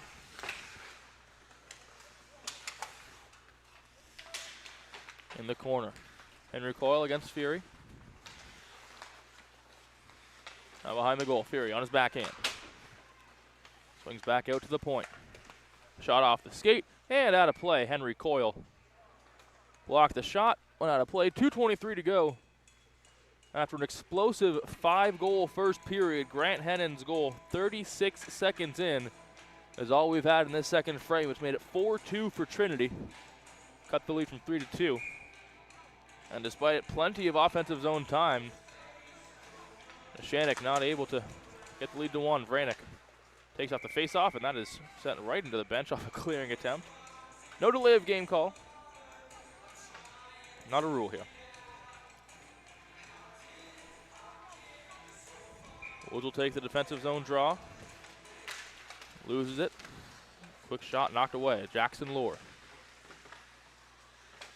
Mismatch and size against Phillips.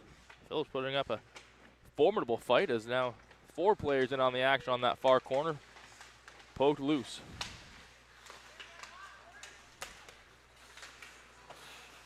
Woods clears for Trinity. Now just under 2 minutes to go in this second period. Trinity trying to add on, get back to that 3-goal lead. Centering chance in front. Backhand, no good. Just off to the right of the goal. Phillips dumps it into the corner, and the net off the net again.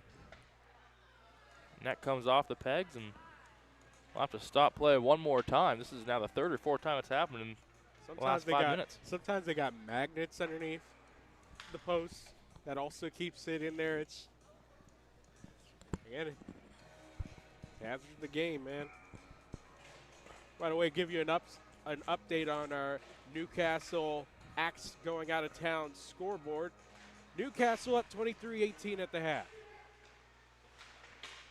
They've already wrapped up the section championship and are looking forwards towards a high seed in the upcoming WPIHL playoffs.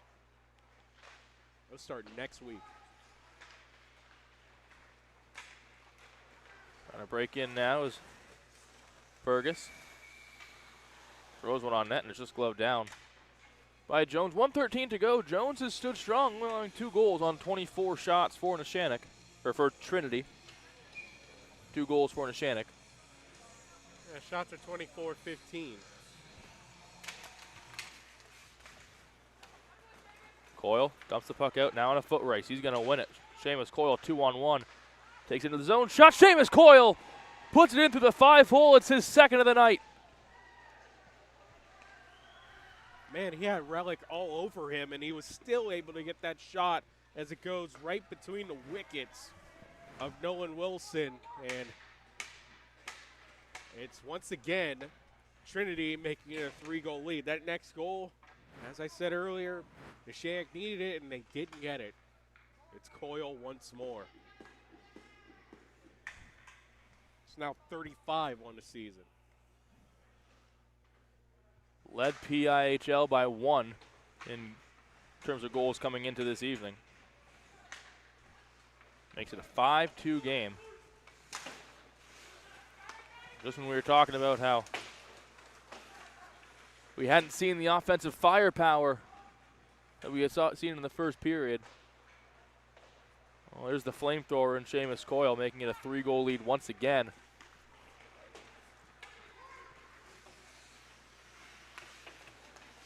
Elliott will dump it around, try to clear. It's knocked loose. He'll get it on his second try with 25 seconds to go in the second.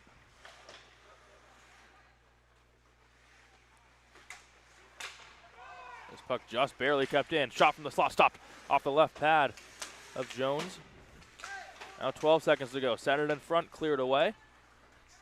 Elliott hits the ice as 5 seconds will likely end the period. Maybe one last try for the Lancers. That's going to do it. Grant Hennon scores early, but Seamus Coyle answers later. Makes it a 5-2 Trinity lead. We go to the break once again with a 3-goal lead for Trinity. It's 5-2 over Neshannock in between the second and third in your home of high school hockey, Lawrence County Sports Network. Like in sports, it takes a great team to protect you, your family, and your business. MVP Insurance is that team. From home and auto to life and commercial insurance, you can count on us for coverage that adapts to your needs. We're committed to excellence for our clients' experience and in serving our community. It's a winning combination. MVP Insurance. Don't get left on the sidelines. Log on to mvpins.com or call today to get your free quote.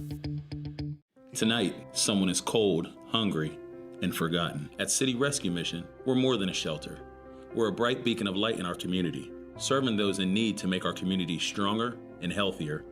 We offer real help and real hope, and that hope is Jesus.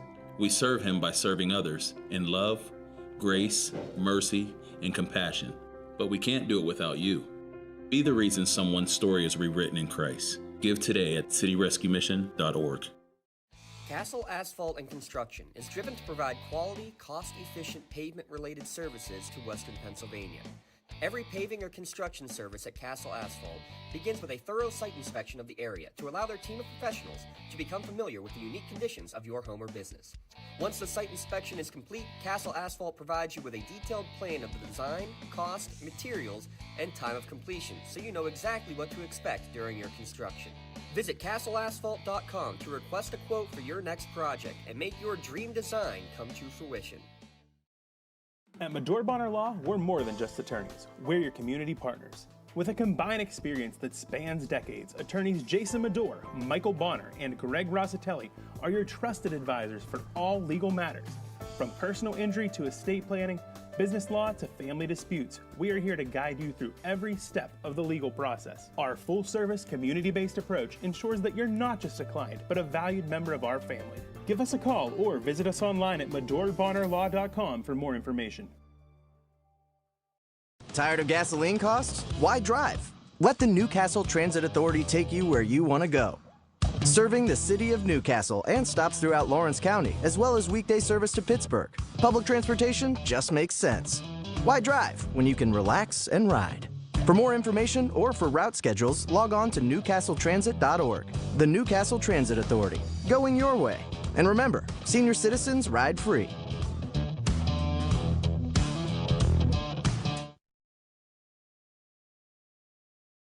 Contractors, the Department of Healthy Homes needs you. From small to large residential projects, you can help families live safer and healthier with the quality work you do. It's rewarding in more ways than one. Call LCAP's Department of Healthy Homes today. Celebrating 25 years of the best coverage of high school sports in Western Pennsylvania. This is the Trib Live High School Sports Network, covering 140 schools throughout all 3 sports seasons. Trib HSSN is always there. On tribhssn.triblive.com, you'll find live and archive broadcasts, scores, standings, news, and so much more.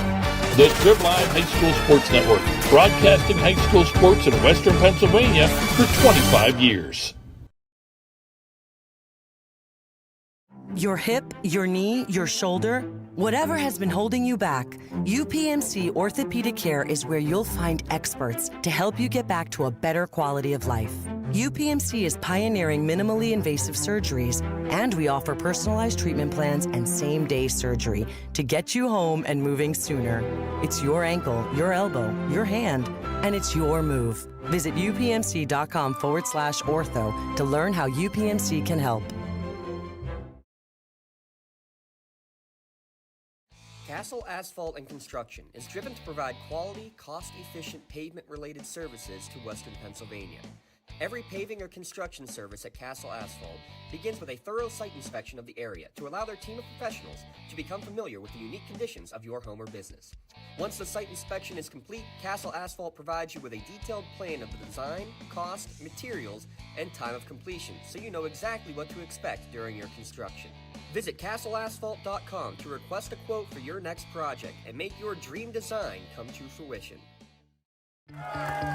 Like in sports, it takes a great team to protect you, your family, and your business. MVP Insurance is that team. From home and auto to life and commercial insurance, you can count on us for coverage that adapts to your needs. We're committed to excellence for our clients' experience and in serving our community. It's a winning combination. MVP Insurance. Don't get left on the sidelines. Log on to mvpins.com or call today to get your free quote. For 20 years, Melee Chiropractic has treated athletes of all ages to help them get safely back to the top of their game. Melee Chiropractic has 3 full-time doctors in their office, and all 3 are former area athletes who have had to battle injuries throughout their careers. They want to help you get safely back on your feet. But more importantly, help stop the injuries before they happen. Prehab before you rehab. Attention all high school student athletes. During your sports season, a $30 visit to the Melee Chiropractic office includes an adjustment and/or all therapy is necessary. From the athletes of tomorrow to the weekend warriors and everything in between. Let Melee Chiropractic keep you in the game. Cold winds blowing, temperatures dropping, and snow is beginning to fall. And then your furnace goes out. LCAP's LIHEAP Crisis Program is here to help. If your furnace is blowing cold air, not turning on, or not reaching the desired temperature, help is right around the corner, whether it needs fixed or replaced. For information, call the Department of Healthy Homes at 724-656-0090. LCAP's Healthy Home programs are the key to safer living. Fresh sheet of ice on the way here at Ice Hess Rink. Ben Kelly and Ty Folk with you for Neshannock and Trinity. Trinity leads 5-2 after the first 2 periods. Ty. Yep, so here's the 5-goal first period. At the 6:02 mark, Bobby Dadia, we'll call it Dadia, I didn't have one. An even strength goal assisted by Ian Varanick and Brody Woods. Then at 8:57, Corey Taylor, the assist from Dadia, that's his second of the game. Neshannock gets on the board, by the way, for Trinity's second goal. That's at 8:57.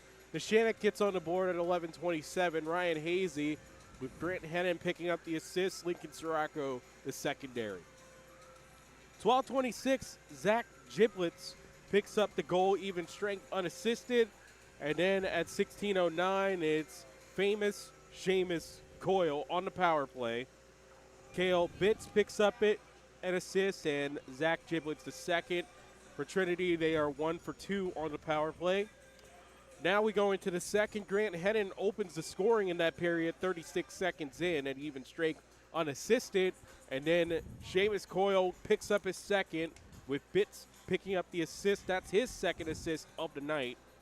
And that comes at 15:56 into the second, and that gives you our score at the break, 5-2 Trinity, after they've opened up 3-goal leads on 2 separate occasions. Yeah, into both intermissions, we've seen a 3-goal lead tie for the Trinity Hillers, and it's been Seamus Coyle, really. It's been Bitts as well, but Coyle getting the 3-goal lead goal both times. He had that beautiful backhand play earlier in the first period, then just he threw one on net, and it somehow went through the wickets of Wilson.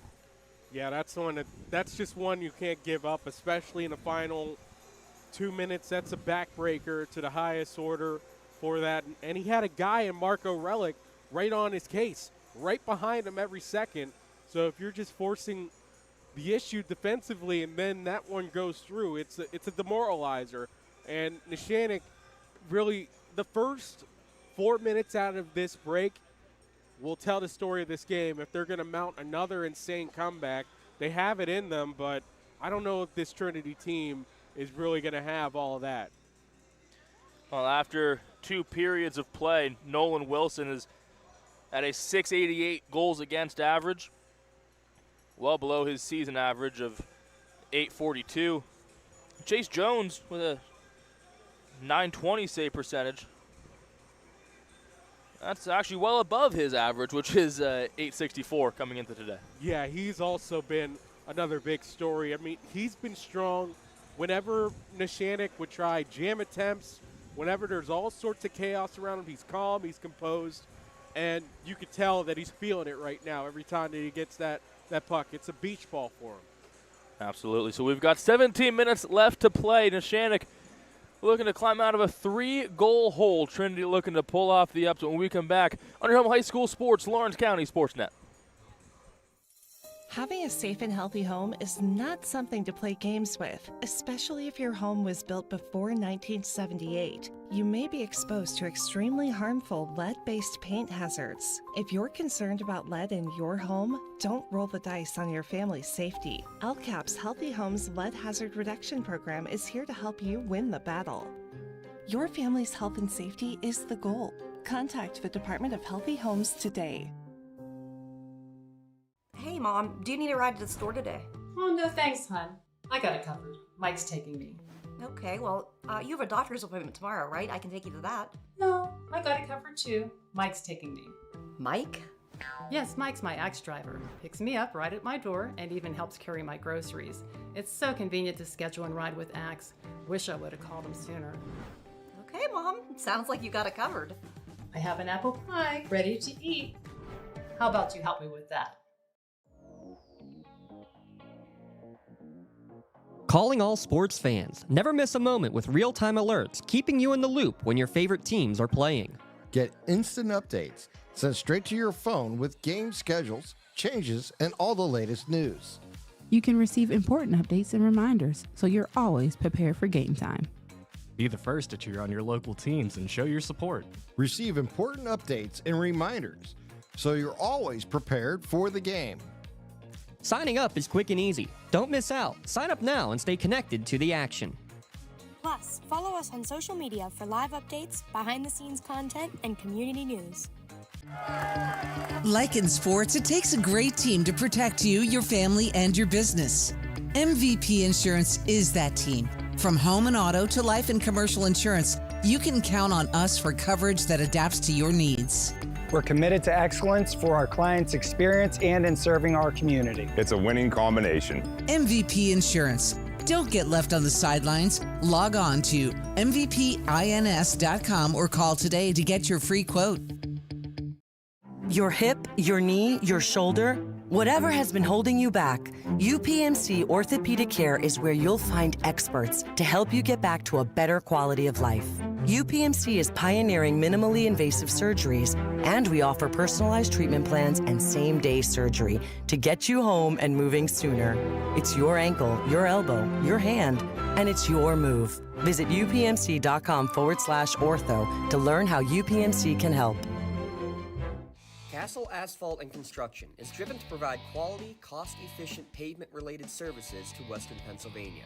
Every paving or construction service at Castle Asphalt begins with a thorough site inspection of the area to allow their team of professionals to become familiar with the unique conditions of your home or business.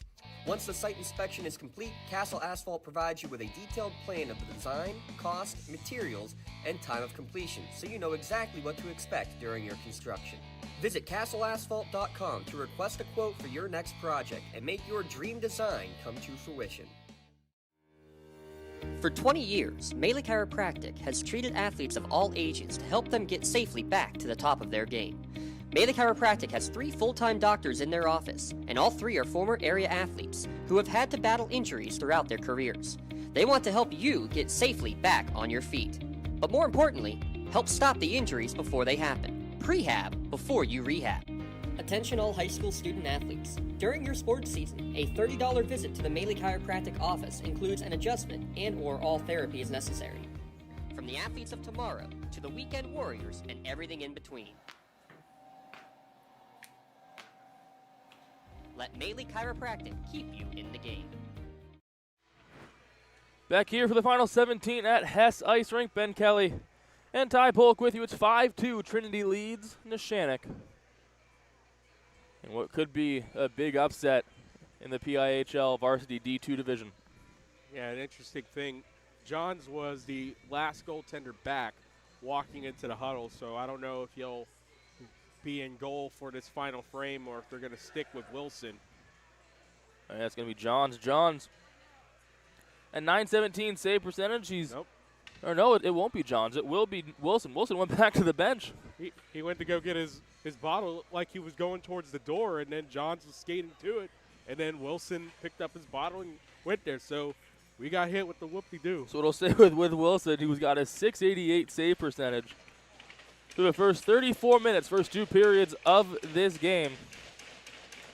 Hennon will take the face-off, looking to mount a 3-goal comeback here against the 4th place Trinity Hillers. A high stick is being delayed and blown dead as that one just above the shoulder. 9 seconds into this 3rd period.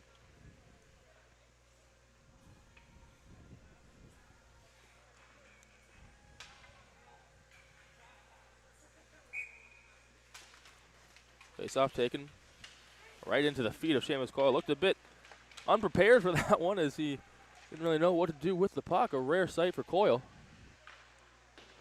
That one tripped and poked up. Giblets blows a tire. It's going to be all Seamus Coyle as he's got 3 defenders in hot pursuit. Goes back. He'll lose the puck, and a penalty will be called, likely against Coyle. And offside, meanwhile. So offside forces the end of the play, which will force Seamus Coyle to go to the box, or Giblets to go to the box, rather, for a cross-check. I got confused for a second. It looked like Giblets. I thought it was hit on Coyle, and I'm like, oh, it is Coyle. Yeah. It is Coyle, yeah. Yeah. I thought that hit on Coyle. I thought it was on Neshannock. Then the play continued, and I'm like, oh, wow. So just, again, 36 seconds into this period, we saw Grant Hennon goal 36 seconds into the second. Now we see another chance for Neshannock to come back into the game with a Seamus Coyle penalty.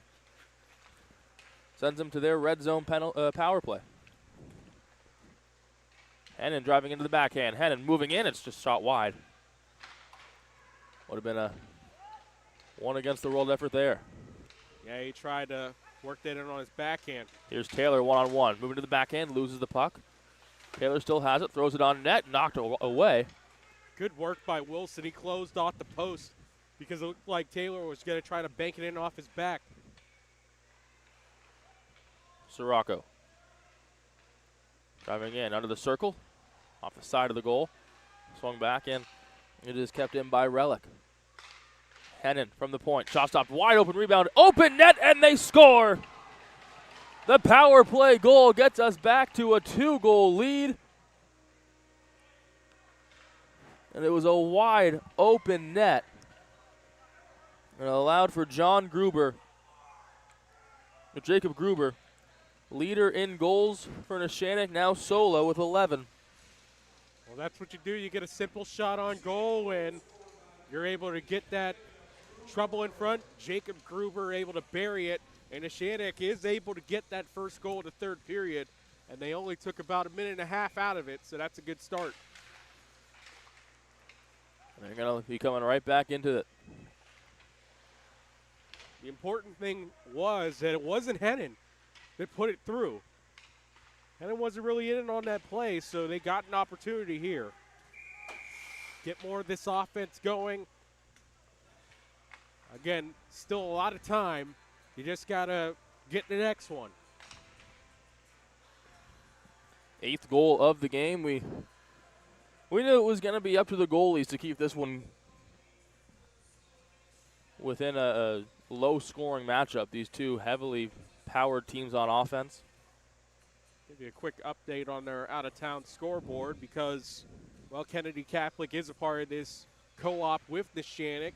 Kennedy girls basketball defeats Lakeview 43-40. They continue to be undefeated in Region 1 play.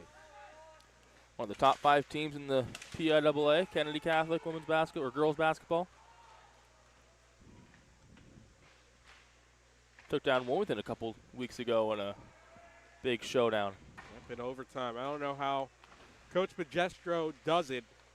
He loses perhaps one of the more dominant post players to graduation. Lakefield, she's at RMU, but they still keep on trucking regardless. Kennedy Catholic's going to an 8-man football league next season as they were having some number issues, but then you take a look at the women's basketball team, it's all the opposite. What a powerhouse they've been. Yeah, couldn't get that co-op together, and imagine if Farrell and Kennedy Catholic co-op for football. That would be almost game over for District 10. You put Farrell with anyone, you're going to be having a problem. Puck swung on goal. Giblets will lay the body on the end wall. Oh, man, you tell me. I saw them up in Elwood City against Seton LaSalle. I don't know how Joel Johnson is going to Slippery Rock after he was. He decommitted from Nebraska. Yeah.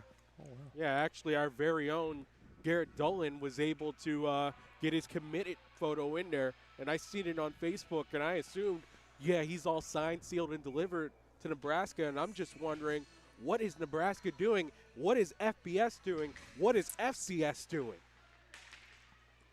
Here's a shot from the slot, and they score. There's that next goal we talked about right from the point, and all of a sudden, the 3-goal lead gone in a gasp. We're down to 1. It is Asher Sumner.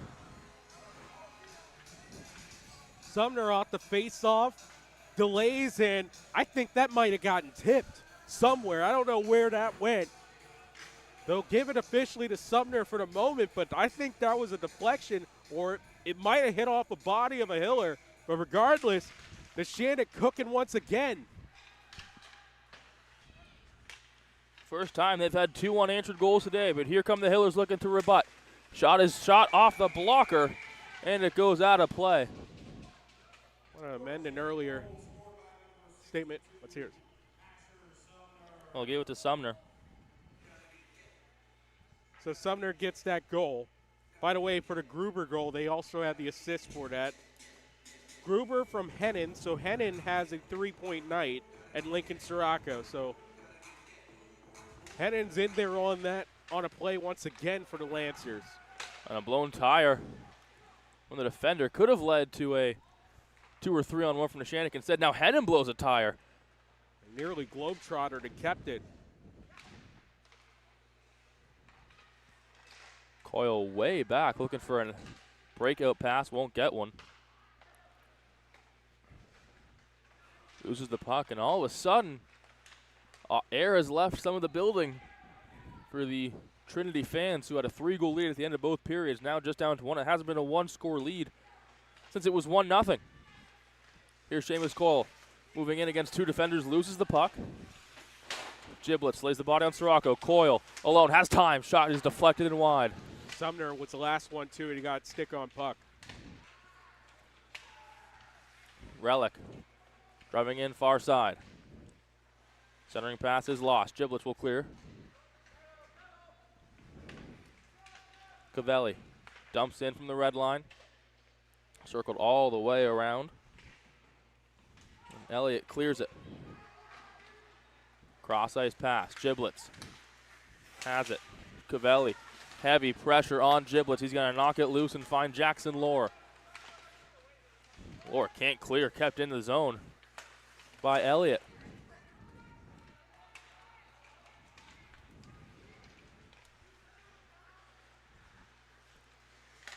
Coming in, shot way from just outside the zone is gloved down. Schneider wanted his first of the season. Yeah, Wilson gets some activity here, and you look at the shot chart, really, Trinity only had 3 shots in that second period. It felt like way more than that. Off the draw, shot is through the legs and off the post. Taylor was that close. Centering chance in front, open goal. Back to the point. Wilson on his back, he had a wide open goal, but Taylor just couldn't find a connection. Neshannock on the other end to the backhand. Shot stop, puck loose in the slot, taken by the Hillers.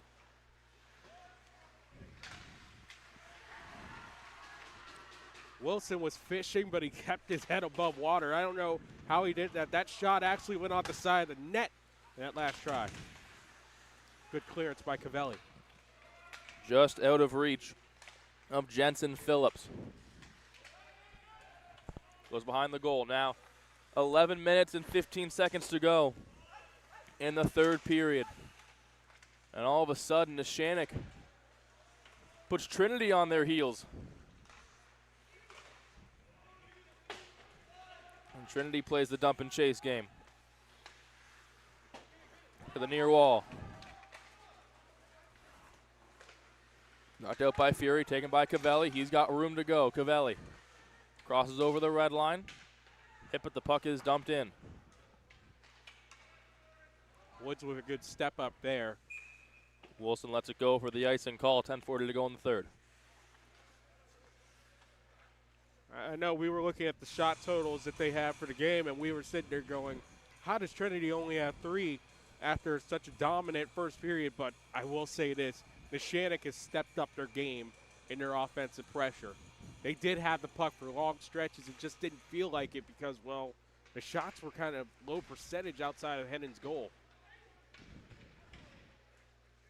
Hand in the air again for an icing. Well, we talked a lot about Grant Hennon earlier. He's got 3 points today.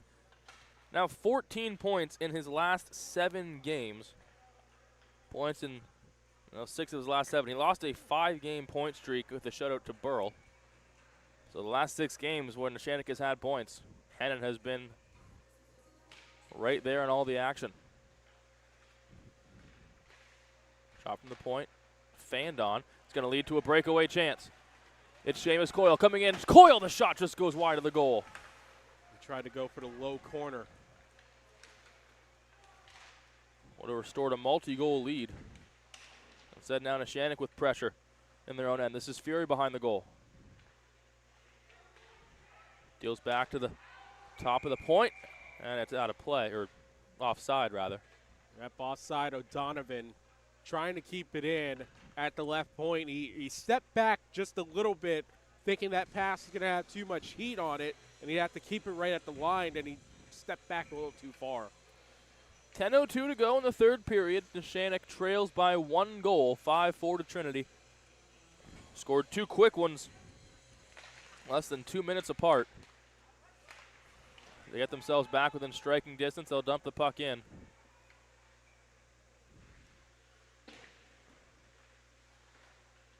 Puck up into the feet of the referee on the side wall. It will be Jensen Phillips trying to wrap it around the end board. Taylor laying the body on that far side. Taylor trying to scoop the puck back up, but goes right back to the point. They'll have to regroup with the help of Ian Vranek. Vranek, his dumping attempt is taken and thwarted, but Taylor knocks the puck loose. Vranek has it, lays the body, puck's in his feet. Which allows for Relic to scoop it up and take it in now on a 2-on-2. Relic trying to get centered. Relic in front. This is knocked away. I think he caught it off the mask of Jones. That shot came in and hit him in the mask. They wrestle down at the end wall, Taylor and Sumner. And a penalty on the play. It's going to go to Taylor. And this is going to give Neshannock a great chance to level the game up with just under 9 minutes to go. Taylor called on holding. So both teams 1 for 2 on the power play today. And Neshannock has an opportunity to level this game up. And Ben, who would have thought of it? This team has really showcased something different. I know that they had that backbreaker at the end of the second, but they've been chipping away, and they finally have a chance to put it back to level. Just makes you think if that Seamus Coyle puck thrown on net doesn't find a way through at the end of the second. Puck one back to the point. We're playing music with the hockey. I like it. To the point, Sirocco. Go around the end board. 8:35 to go in regulation time. Shot goes wide and out of the zone. Neshannock forced to regroup. Sirocco to Hennon. 3 points tonight for Hennon, a goal and 2 assists. Sirocco.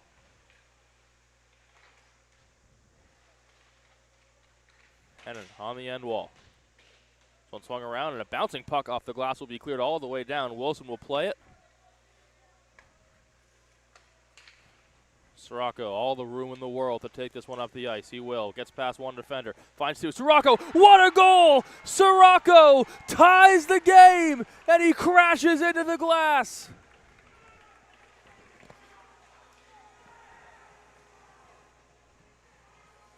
Lincoln Sirocco crawls Neshannock all the way out of the 3-goal hole, and he does it with the shot of his life. Yeah, he's going over the blocker high on that one. Goal scorer's goal. What a third for Neshannock. They picked up 3 in this period, and they've had no correction. Let me look at that. Yeah, 3 Yeah, 3 in this period, 4 in the last 5.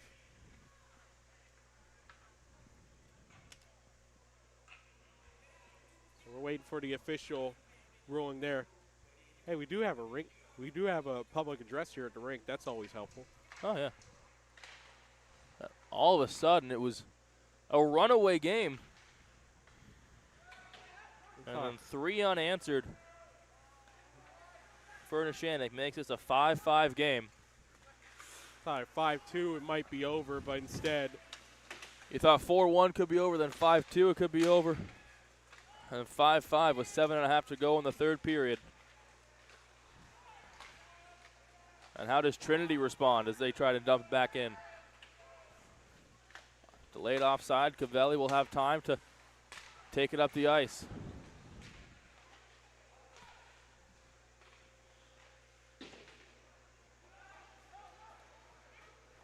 Icing still in the air. It is not waved off. Taylor couldn't beat Cavelli.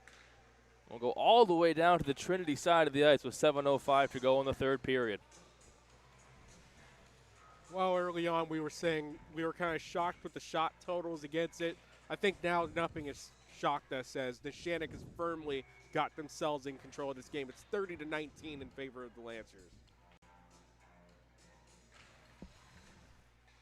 Neshannock takes the draw. Suffocating the puck as Trinity can't do anything to get it out of their zone. Now under 7 minutes to go in the third period.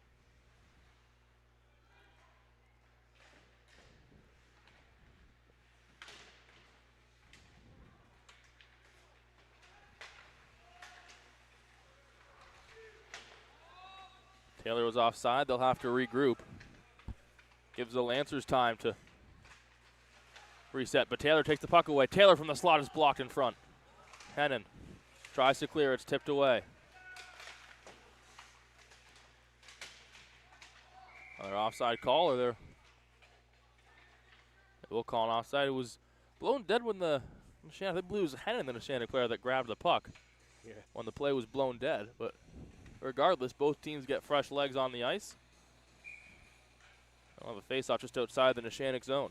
So coming up after the game, we'll give out our Melee Chiropractic Play of the Game Award and the MVP Insurance MVP of the Game Award. I think we've all had things change since since the second intermission. Yeah. No doubt. Icing called on the play.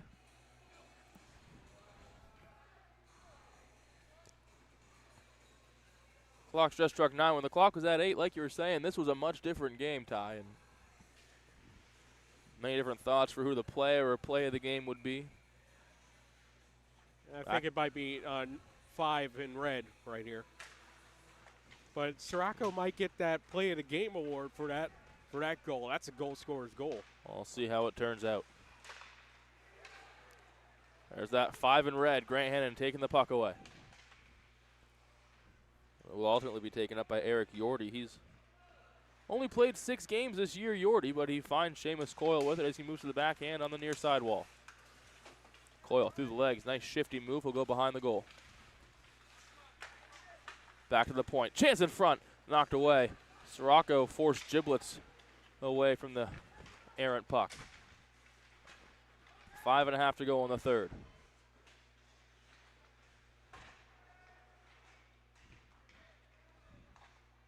Back up to Sirocco from the slot. Tipped and gone wide of the goal to the end wall. Shot from the point, no good. Shot on the rebound will be deflected to the far side. And finally covered up by the goalie, Jones. Yeah, Jones came into this period with, what, a 920 save percentage? Yeah, 920. Yeah, well, that's not the number anymore. That's his 31st shot faced. 25 divided by 31. Let's do the quick math. I think it's about 70. 83%. Oh, wow. 838. It was 26 divided by 31, to be fair. Centering chance in front. Goes right back to the top of the point. Well, we're not mathematicians, and you also have a calculator. Oh, don't tell him I have a calculator. That means that That's all right. Look behind the curtain. Shot from the point is covered up by Jones. That'll add to the save percentage.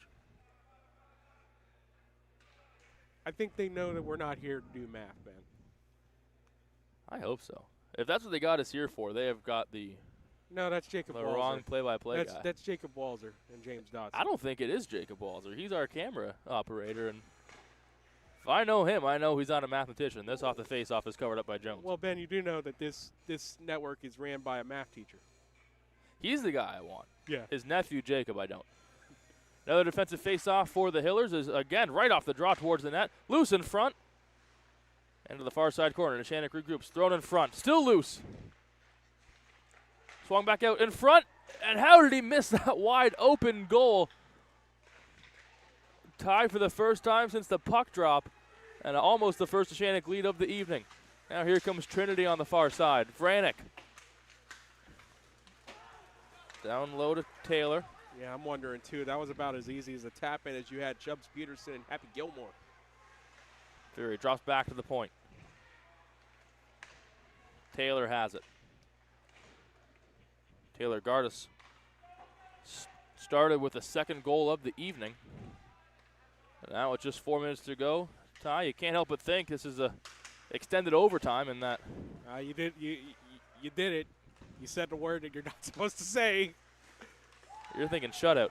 This one goes off Wilson to the far side wall. Yeah, but also the other word. Overtime? The game. Yes. Yeah. I got a rabbit foot all right. We'll be all right. Gruber behind the goal.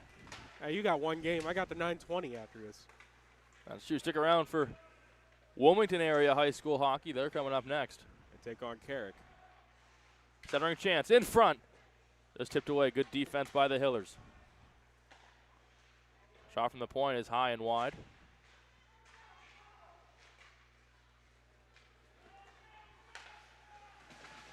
Neshannock been all over Trinity these last, this whole period, really. 3 unanswered goals and there's 5 shots. The first 9 minutes. This shot goes wide to the left. Sirocco. Good pressure by Giblets to force him loose.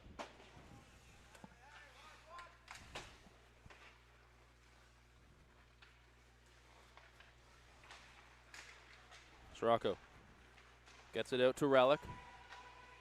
Loses the puck to lay it offside. Neshannock will regroup. Still great possession shown by these Lancers.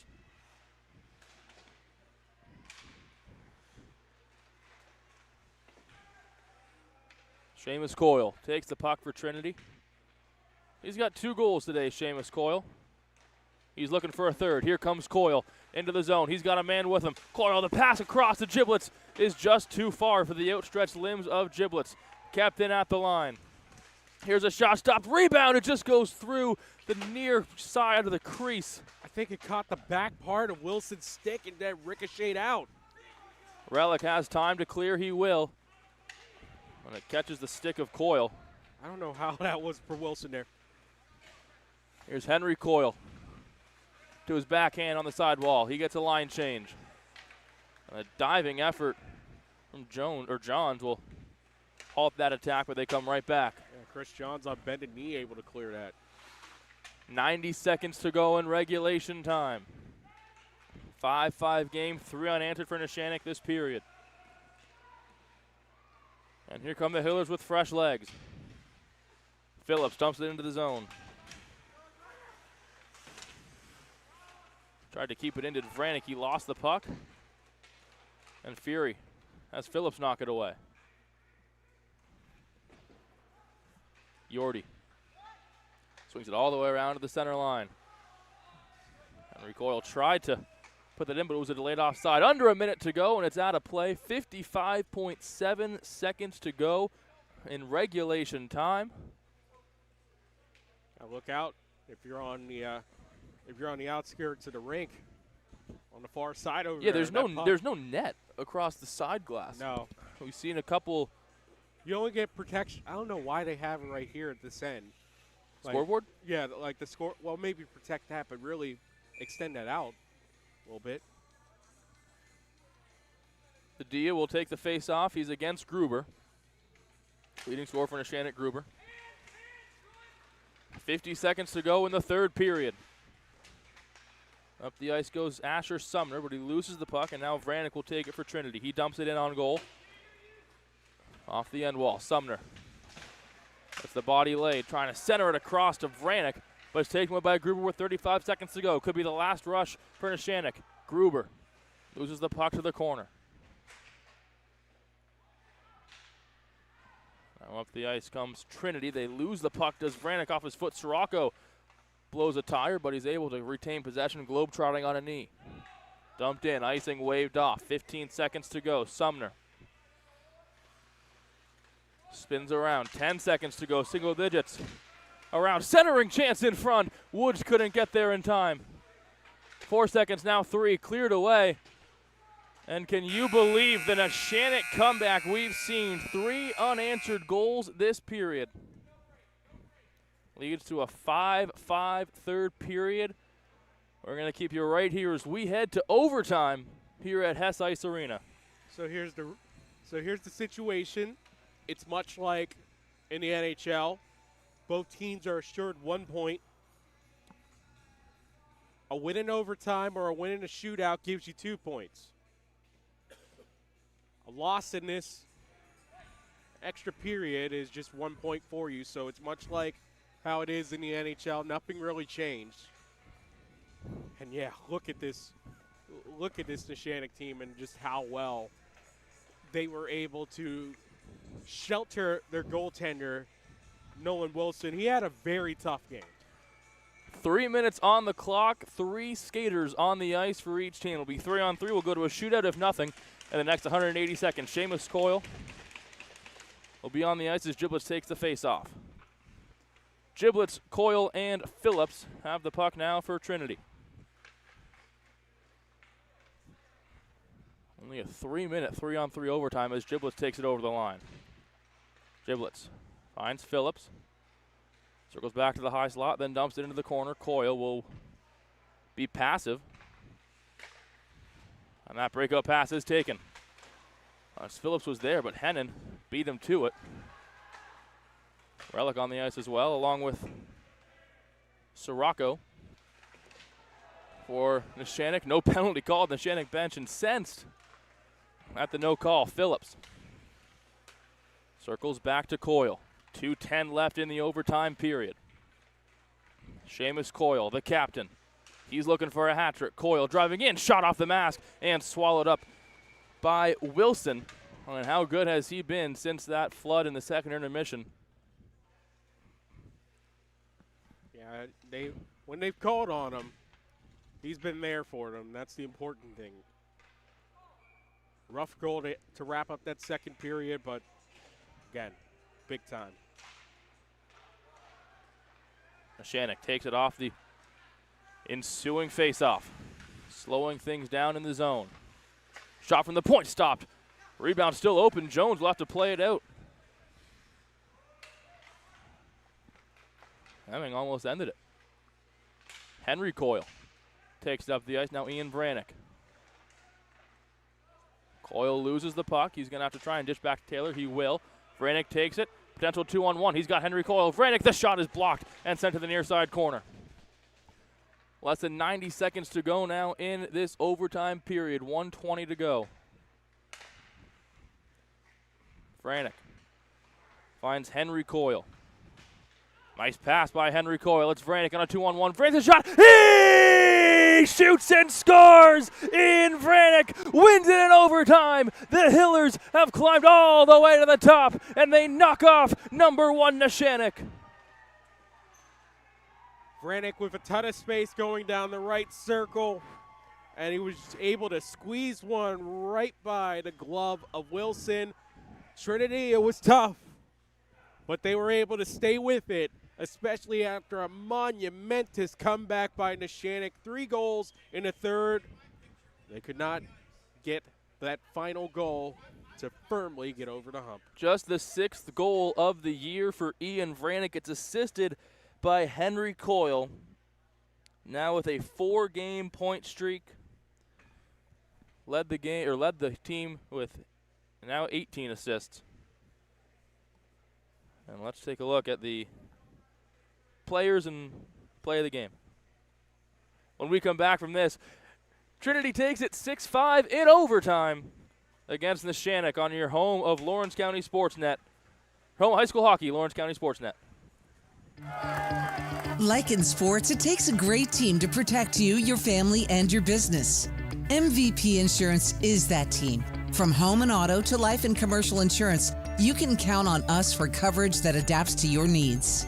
We're committed to excellence for our clients' experience and in serving our community. It's a winning combination. MVP Insurance. Don't get left on the sidelines. Log on to mvpins.com or call today to get your free quote. For 20 years, Melee Chiropractic has treated athletes of all ages to help them get safely back to the top of their game.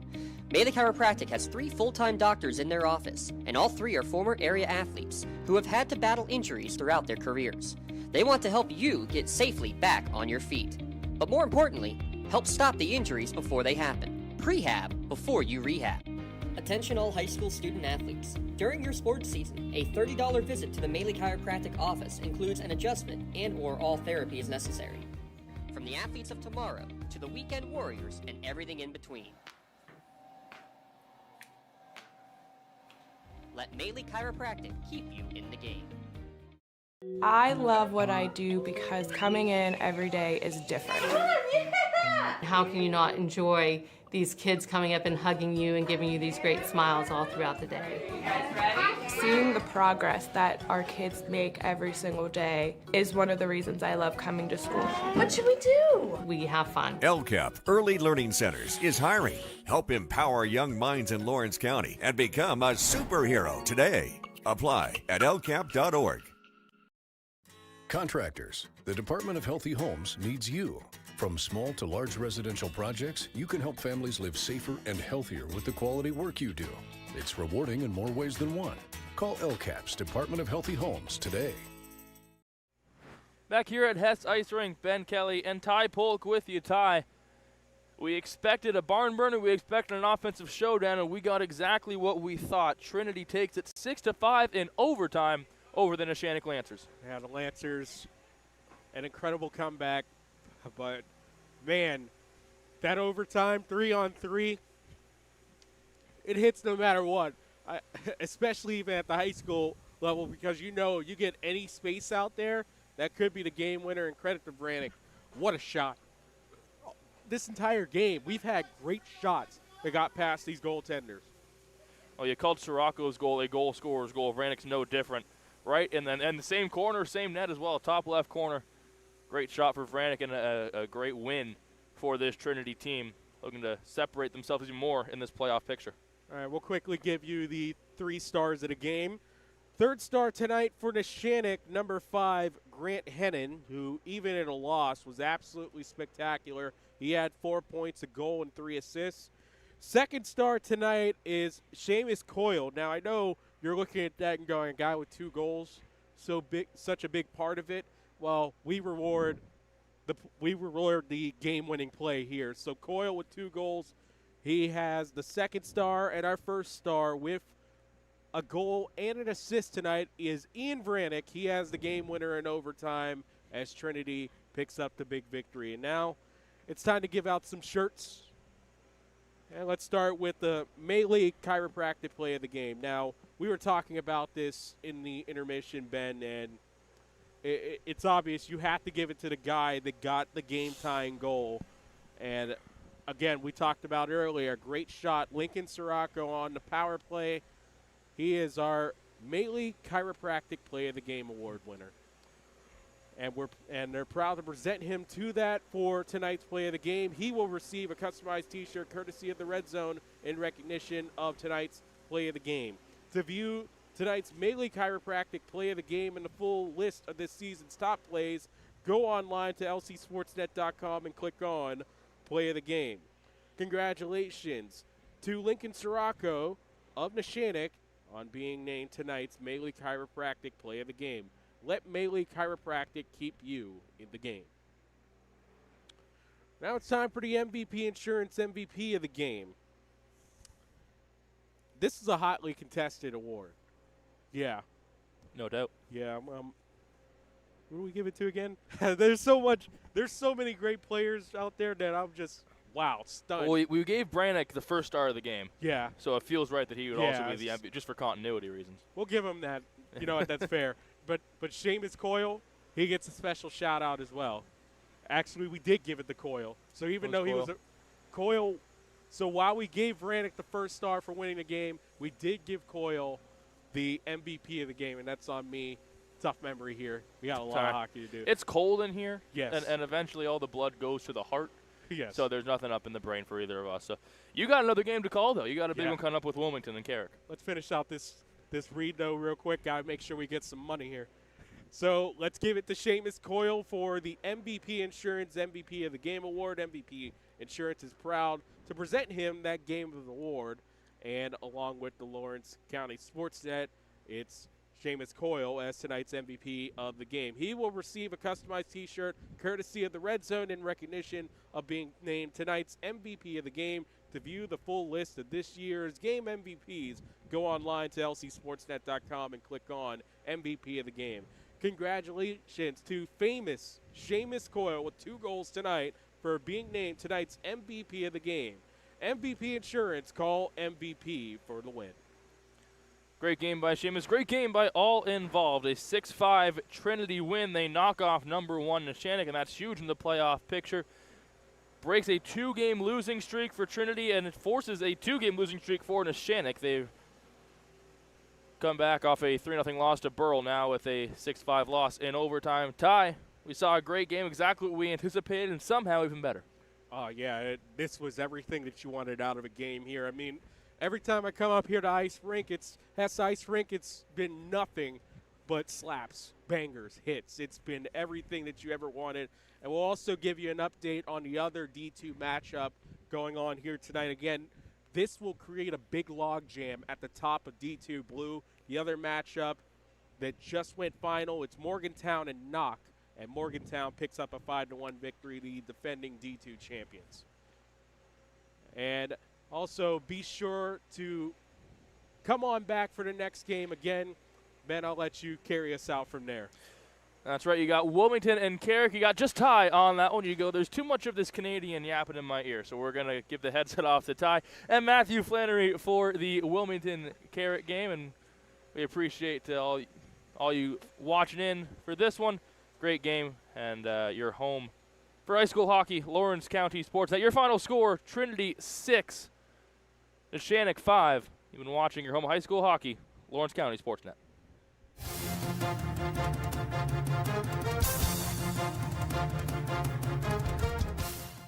Your voice for Lawrence County sports. The gold ball headed home to Newcastle. This is the Lawrence County SportsNet.